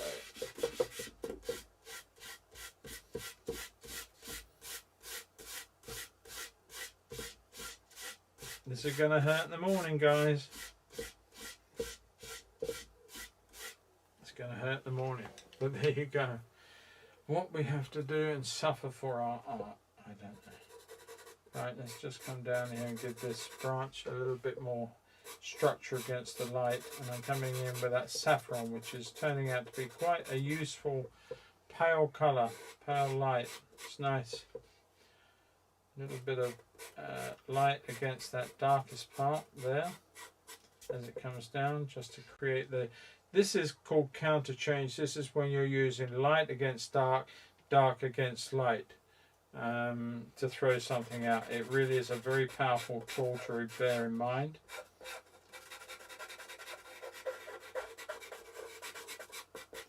Called counter change.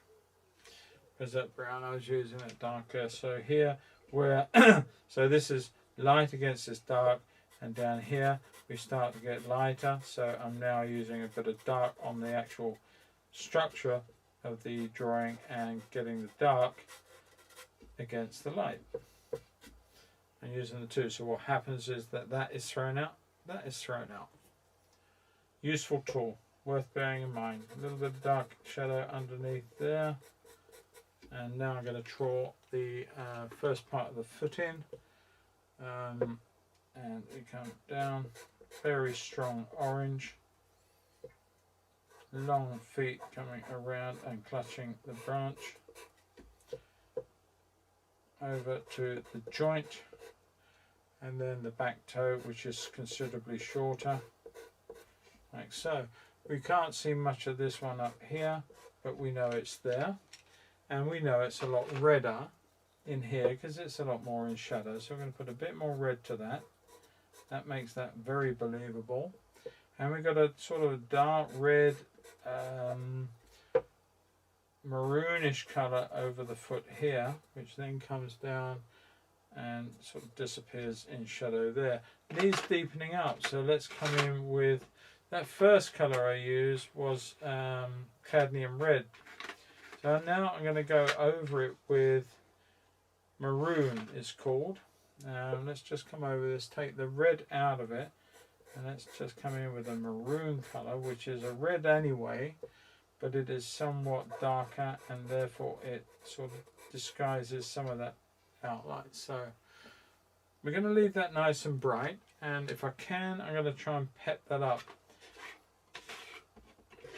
I'm going to come in with a little bit of yellow on this part here, and the yellow looks orange in a sense because it's a very deep yellow, so it does look quite orange.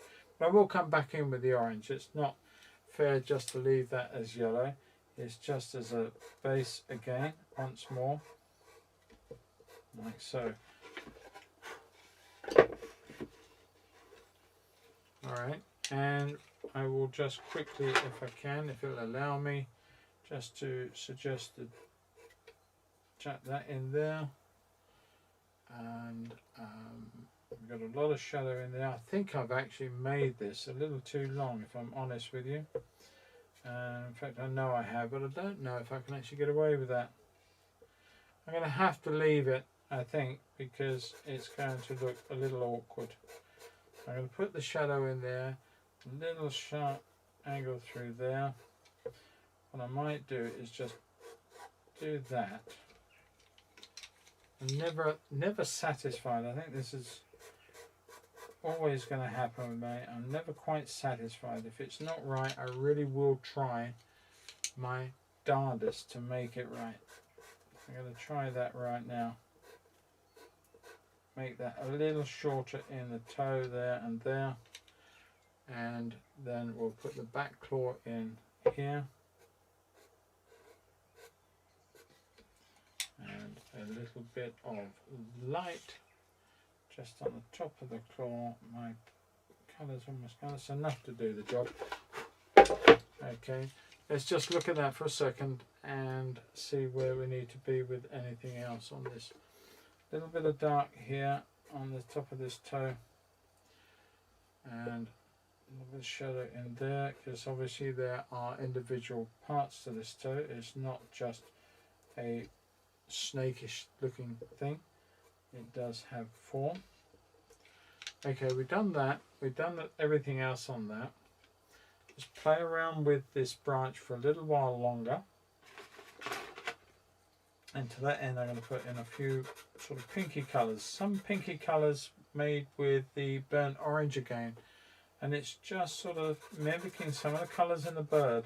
Now this is another useful tool, because by depositing colours that already exist in the bird somewhere else in the painting, it creates a bit of a harmony. And that's an extremely useful thing to do.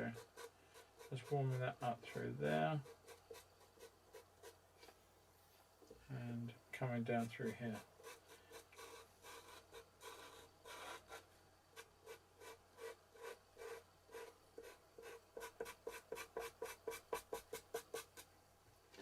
Now I might lighten up that little bit under there, just so it's not like a dark grid. Let's take that down to the foot there.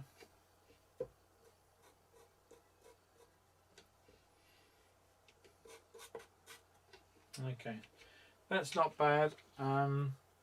So yeah, okay, let's bring some of our greens back up to where they want to be. And to that end, I'm going to put in this green back up in here, this olivey green colour, which is dark olive.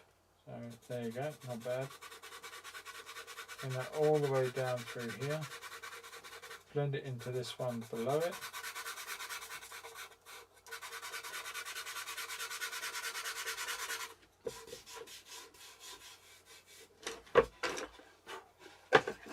Sorry, I've resorted to just blowing. I'm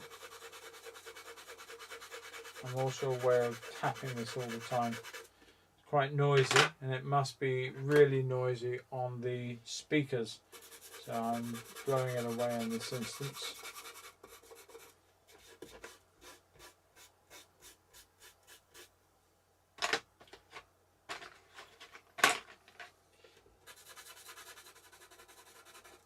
Just mixing the greens up a little bit.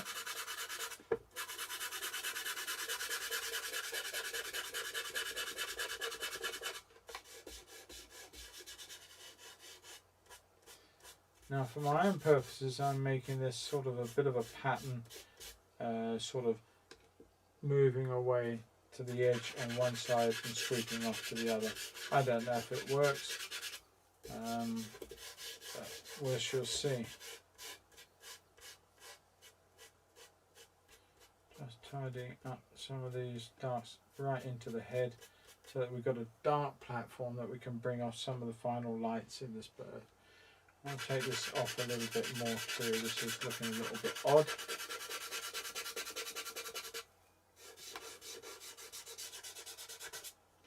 And also sort of two different greens, and it follows the shape of the beak.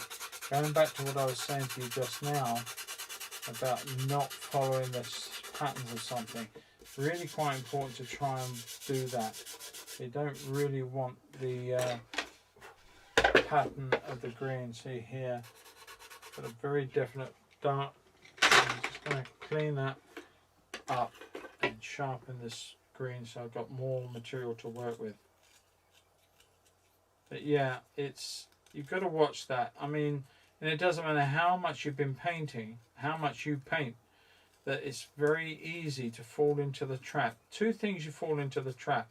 Well, no, both are the same thing. Both are that we are creatures, and as creatures we see patterns. Not all creatures, but humankind, we see patterns, and you know, in doing that we almost without trying we actually make pattern, and it's very, very hard. And here I've done just that, so I just need to go in and take some of that out where I think that I've created that pattern, and that all the way so it becomes less of an obvious statement. Got to be careful of the beak, because that I can't really repair too well if I destroy any of it, so I'm just being a little bit careful here. Taking that all around underneath as well.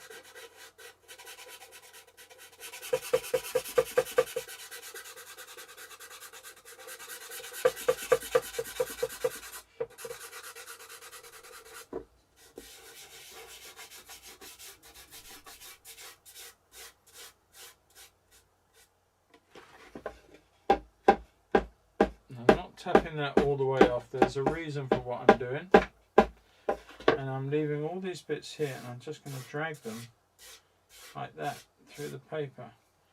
I'm going to deposit a few more in here and let that break off. See how that's breaking off the side of the pastel? Quite aggressive, I do apologise, but I'm going to use that now, and look, I'm going to break that off like that.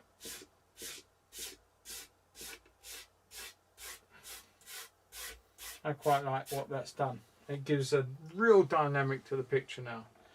And I'm tempted, I'm going to do it here too. Take it right up to there.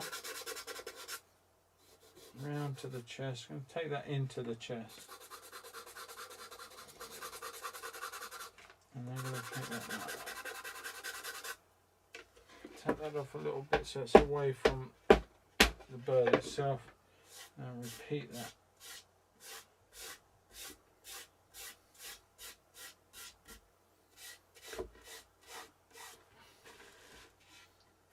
Okay, I'm going to try and find that same green in this colour. I don't know what colour. I actually think it's a combination of colours here. Okay, I'm going to just do the same sort of thing just in here. That dark against the light there, take that into there, and just literally bring that really haphazardly. I don't know if that's good or bad, but no, I don't think the background, well, I don't know. You know, I'm not that great a photographer, Ben. It's possible, I wouldn't know. But I quite like the way that this has ended up as a painting. I just love the dynamic, so I'm quite happy with that. I'm going to have another glug. Bear with me, peeps.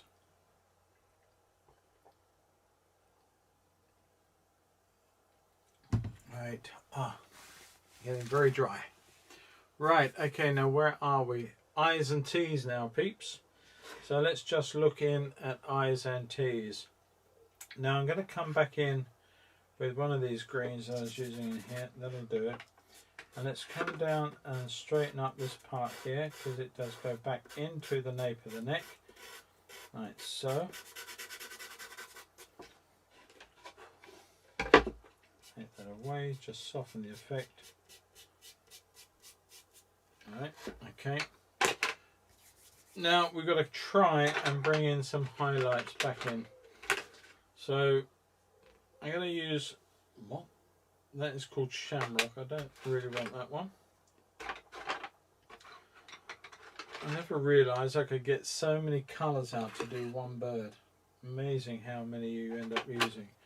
Right, just going to come off here with a few lights into the background. But they will be blues, I hope. That's my aim. Just through here.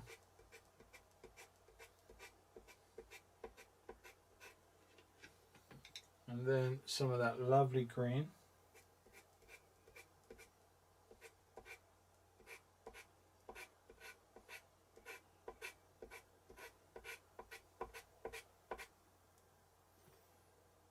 Yeah, I'm not too unhappy. Now I've left the blue out of it.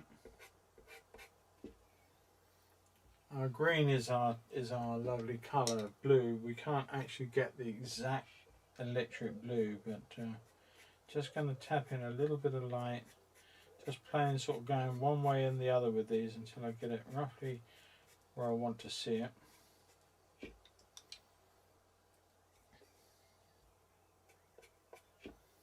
Okay, this is quite light up through here.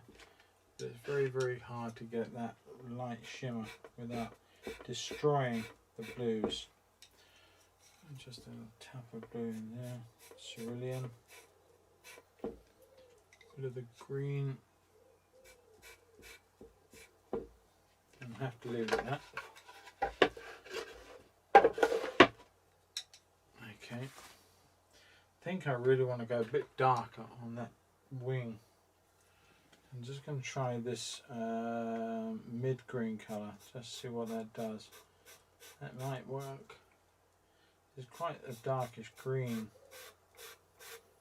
You don't actually see how green it really is until you start looking. Especially around this part of the wings here. Very green.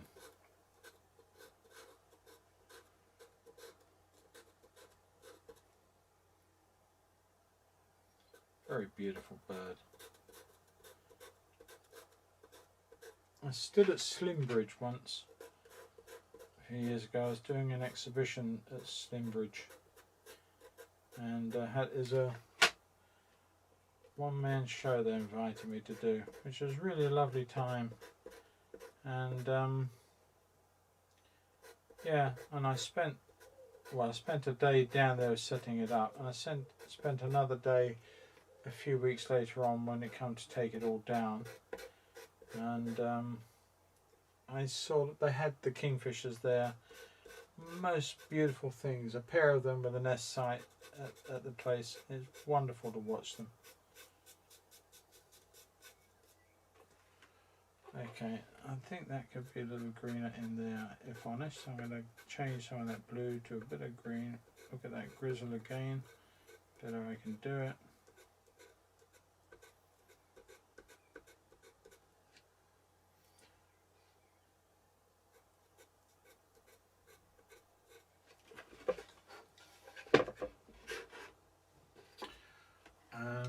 And I really want, I don't know if I can do it, I'm going to see if I can make the eye darker, blacker. Now it's a bluish black, so if I come in with a red, this may destroy the thing, it may not. I'm hoping it doesn't. I just think by making that a warmer black, it will take the blueness out of and give us a blacker black. I think we got away with that. I do want to just create the shape around the eye. Just a little bit there, a bit lost. A little bit there. There you go. That's good. I really am looking I's and T's now.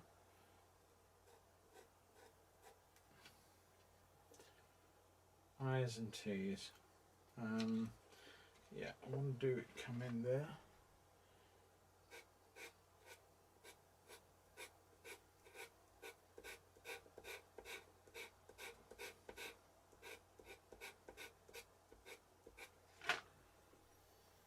And there's got a slight warmth to that.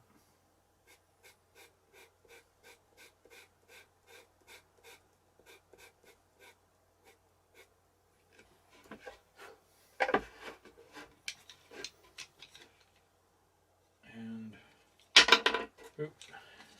Nearly there, peeps, nearly there. Yeah, it's just almost, you could feel that the bird's just landed there, and you know, almost like we're catching up with it, and it's momentary, transitory, and then it's off again. I agree with you, Teresa. It just works quite nicely for that. I just want to sharpen this up. I'm scraping the material off, as you can see, and trying to give myself a bit of a sharpish point, a bit of a wedge.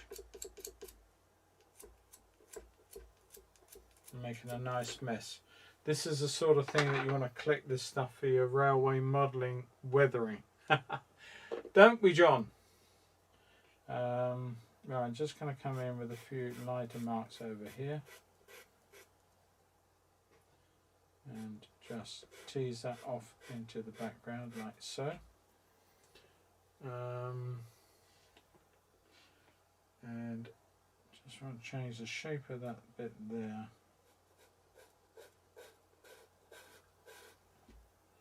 And then if I can, without destroying the look,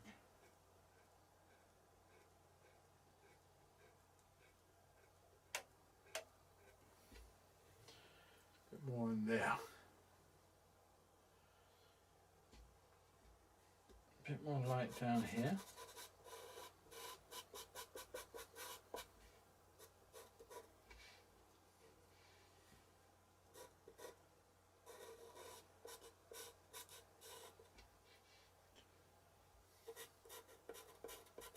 Just implying a little bit more texture in the wood.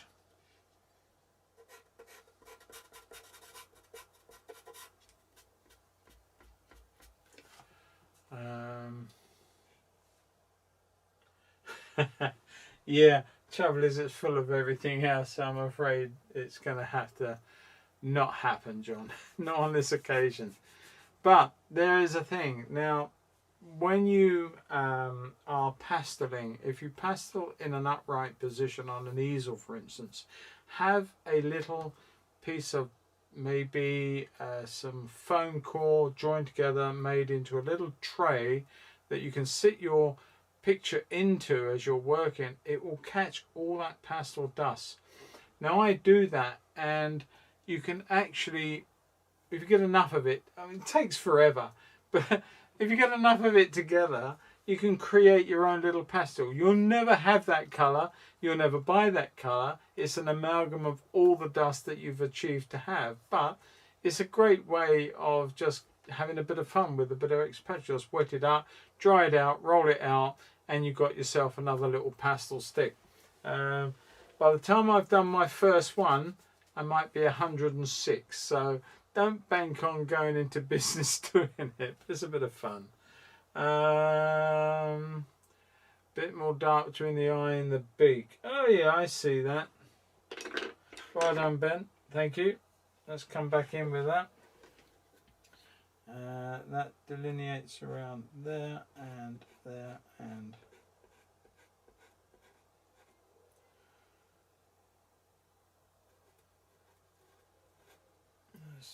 there.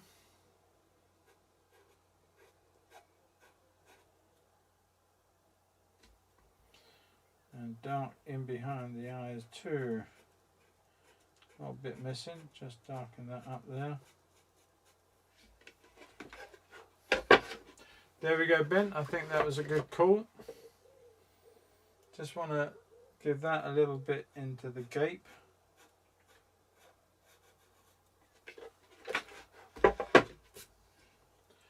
And I think we are good to put a signature there and be done. There's a little sketch. There you go. And I didn't think I'd actually get this done. Now, with a lot more time and tons more colours, I could probably do more. But, you know, the stance of the bird, mine's leaning a little bit more forward than this one's a little bit upright. But I'm not overly worried about that. I mean, you know, 2 seconds later, it could hunch down and move forward. So it's not a great problem. It is what it is. And it's something different. And I hope you've enjoyed that. And we can... yes, it is. And they do come into their own at this stage right at the end. That's true enough, Teresa. You're right. They are a device. They are beautiful. And we can do a lot with them. I tend to be honest and use them in conjunction with soft pastels, because in this little area here, when we get very close to the finish, you can just tap a soft pastel on it and just bang, create that lovely highlight. And I like that effect. But this, as I said, I was just going to use whatever was in that 72 packet tin from Derwent. Not interested in any other colours. I made the bird stand or fall on the strength of the colours that were in that tin. And hopefully we've got somewhere to the better of it. I'm sure we have. I think it's okay. I keep looking at it, and like I just want to put in a bit more light down there, which it just shows. But yeah, it is what it is. You know, we have our resources. We have, I mean, these sets alone, they're not cheap to buy. So, you know, to get this set will set you back a few bob. But at the same time, if I can show people how to work with these using them, then they know if they go out and get that set, and I've been pretty thorough by telling you what colours that I've been using, then, you know, there's a very good chance that they can bring together something of their own. Just seen one thing I do want to do, and it's been omitted. I'm just going to come in with a light over here, down through here like that, and then come back in with that green, if I can find it one more time. Is that it? It is, but I need to sharpen it. Bear with me a little longer. But there is quite an evil brow on our Kingfisher. I'm guessing, like most birds or most animals with a brow, the reason is to keep the light out of the eye when it's flying or diving or looking for prey within the water. So it has a bit of a built-in sun shield, I think, is what you would say. So I'm going to come in and I'm just going to carefully put that in like so, and get away with it. And then go in with the dark one last time and just come in and create that lovely brow.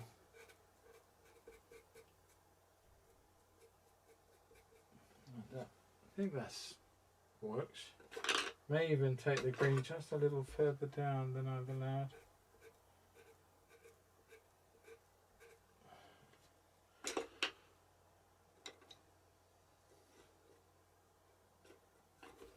Nearly there.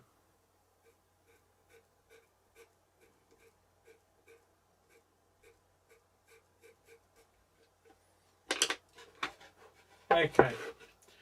Enough done. Enough done. Yeah. Yeah, I'm not sure what it is, but it's always worth checking. Some of the companies like SAA, sometimes, not often, but things like Jackson's and Ken Bromley, some of these box shifters, as I call them, they do put offers out, and you sometimes can buy a box of 72 for silly money. And there was a time when for about 70 quid or something you could buy the actual box set of these same colours instead of being in a tin. They were a lovely presentation box. I think I got a couple of those. They were so cheap, I just bought several boxes. Yeah, I was a bit apprehensive, got to be said.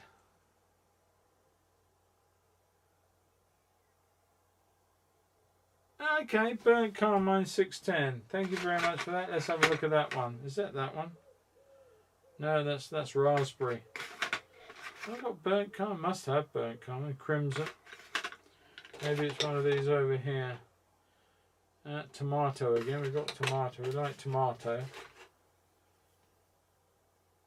Terracotta. Don't want terracotta either.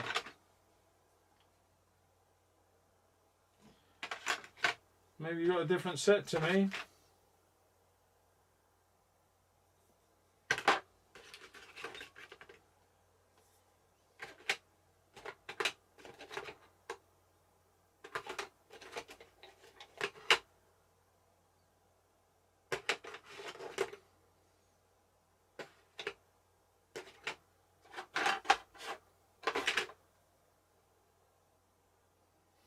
No.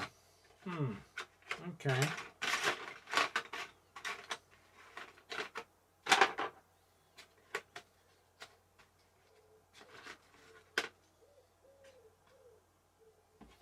I don't, unless I've completely mistaken it, I don't seem to have that one. I don't seem to have that one, Wendy. 610. I bet when I finish this I'll find it. I can't find it at the minute. Doesn't seem to be. Loads of others, but very close to it. But no, I don't seem to have that one. You watch, I'll pack up and sit down and I'll look at the tin and there it'll be. Staring me in the face.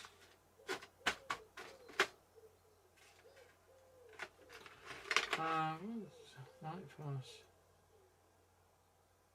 Burnt Carmine 610. I got 640, but not 610.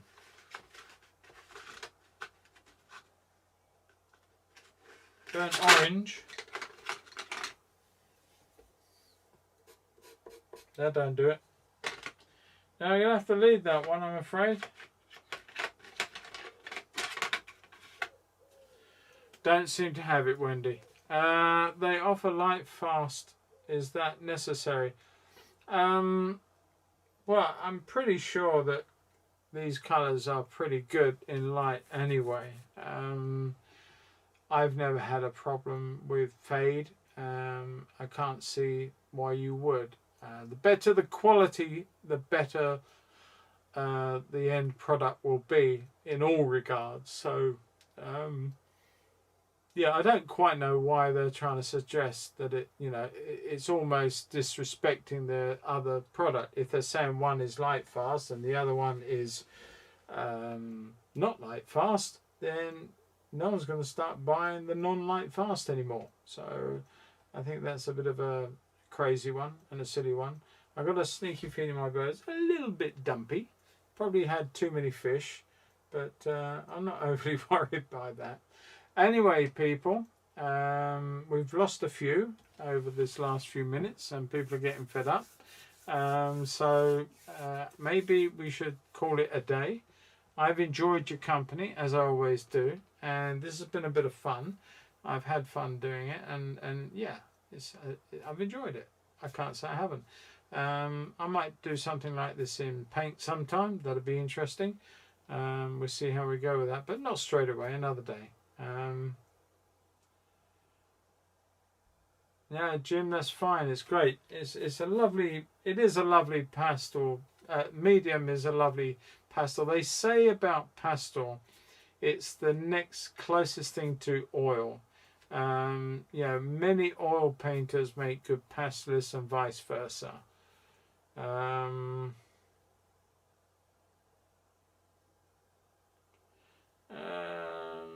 Yeah, I can't see anything that actually sort of smacks of that, Wendy. I've got raspberry, and I've got cad red, and I've got nothing that really sort of gets close to what you're suggesting, unless it's that one. No, that's maroon. And the only other one that could come out is called tomato. What's these ones? Dark sanguine 620. Could be this one. Venetian red 630. Nah. Out of luck, I think. We'll have to leave that one, Wendy. Sorry. Teresa, thank you. Good night, and good night to everybody else. Thank you for joining me tonight. Don't forget, Friday will be a watercolor as usual. I have no idea, as usual, what I'm going to be painting, but I'm going to have fun painting it, and I hope you join me at 7 o'clock Greenwich Mean Time for all you guys abroad. And join me on Friday at 7, and we'll have some more fun, and we can see what we can create. So there you go. All right, everyone. It's a wrap for tonight. Go and enjoy what's left of your evenings. I shall with mine. And first off, going to wash all this pastel off my hands. And I'm going to clear up all this dust down here and send it to John, who's eagerly waiting for it to weather up his latest diesel. So there you go, John. There'll be a little packet of different coloured dust coming to you. Not.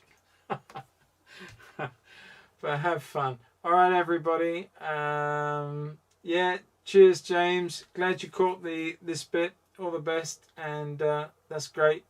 Yeah, looking for Ben on Friday. That'll be fantastic. Thank you. I don't know who is still with us that is in the sideline that hasn't actually said too much. Brownlee, good evening to you. Thank you. I'm glad you enjoyed it. Well, at least I hope you did. I'm sure you did. I'm just saying loads of goodbyes to everybody. Yeah, Wednesday. Don't forget my pupils. We are going back to class on Tuesday and Wednesday. So we are separating everybody off. And if you are a student watching me, don't forget your masks. We sadly have to wear masks, or you can have a full face visor, whichever you prefer to wear. I don't mind. It's entirely up to you. But we have got, and the other thing that while I'm talking to you is there's a bit of a, no, I won't. I'll tell you. I'll tell you when I see you guys. It's not really for the public domain. It's nothing serious, so I'll just leave it. Just about hand towels and things like that. You're more than welcome to bring your own if you want to keep that when you're washing up or do anything like that. If you don't want to use the one that's there, then please by all means bring your own. Other than that, yeah. So students, I see you Wednesday, I see you Tuesday, whoever's watching, and I see the rest of you on Friday.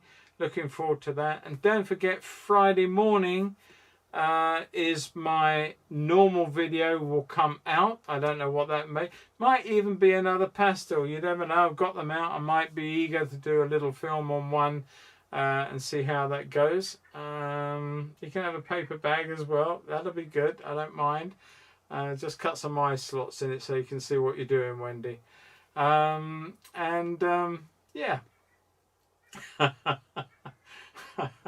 Don't forget that. And if you're not a Patreon, have a look at that, because it might be something that interests you. There's a lot going on my Patreon, and if you want to get involved with that, please do.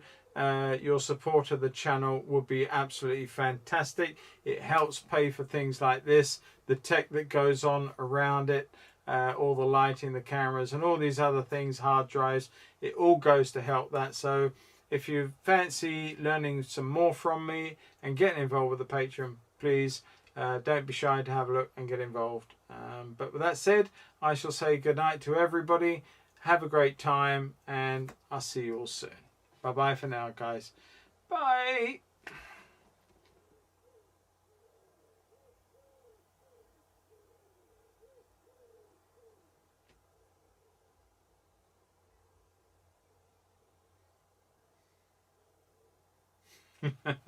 Yeah, okay, John. Bear that in mind, mate.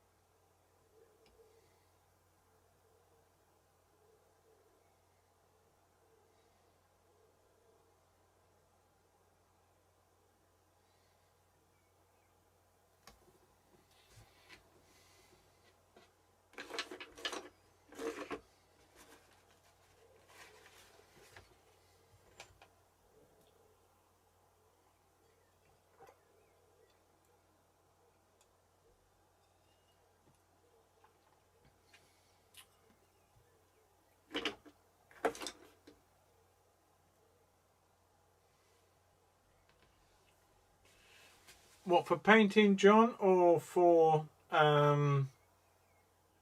what job? Modelling or painting? Sorry, knowing you're into trains, you might be asking me one or the other.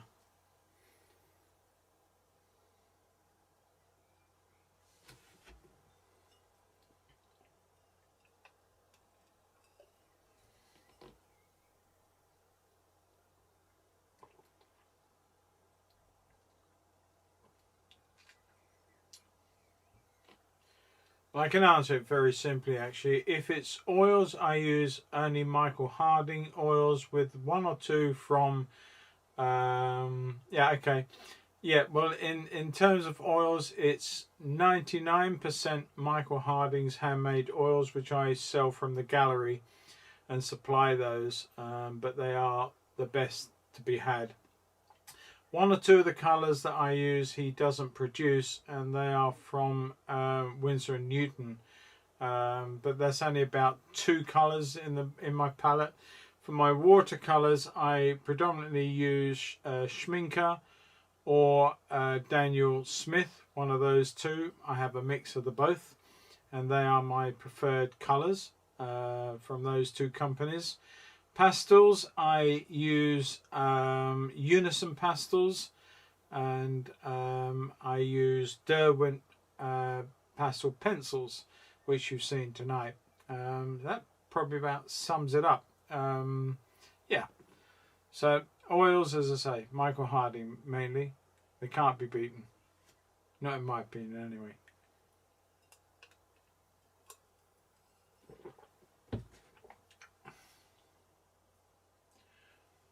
Watercolor, as I said, it's Daniel Smith and Schminker, a combination of the 2. I use both the colors, and I use both the companies with the same color, but mainly, as I say, I use the 2 companies. Oh, you missed the demo, Judy. I'm so sorry. Did you have more problems, or were you just busy?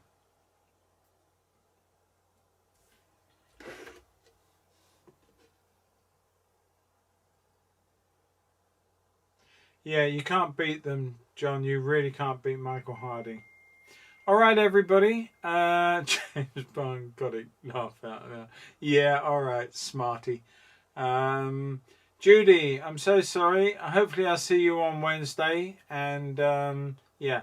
All right, guys, that's it. I'm going to turn this off now. We're pretty much out of audience. So take care. Whoever's watching, take care. Catch you all very, very soon.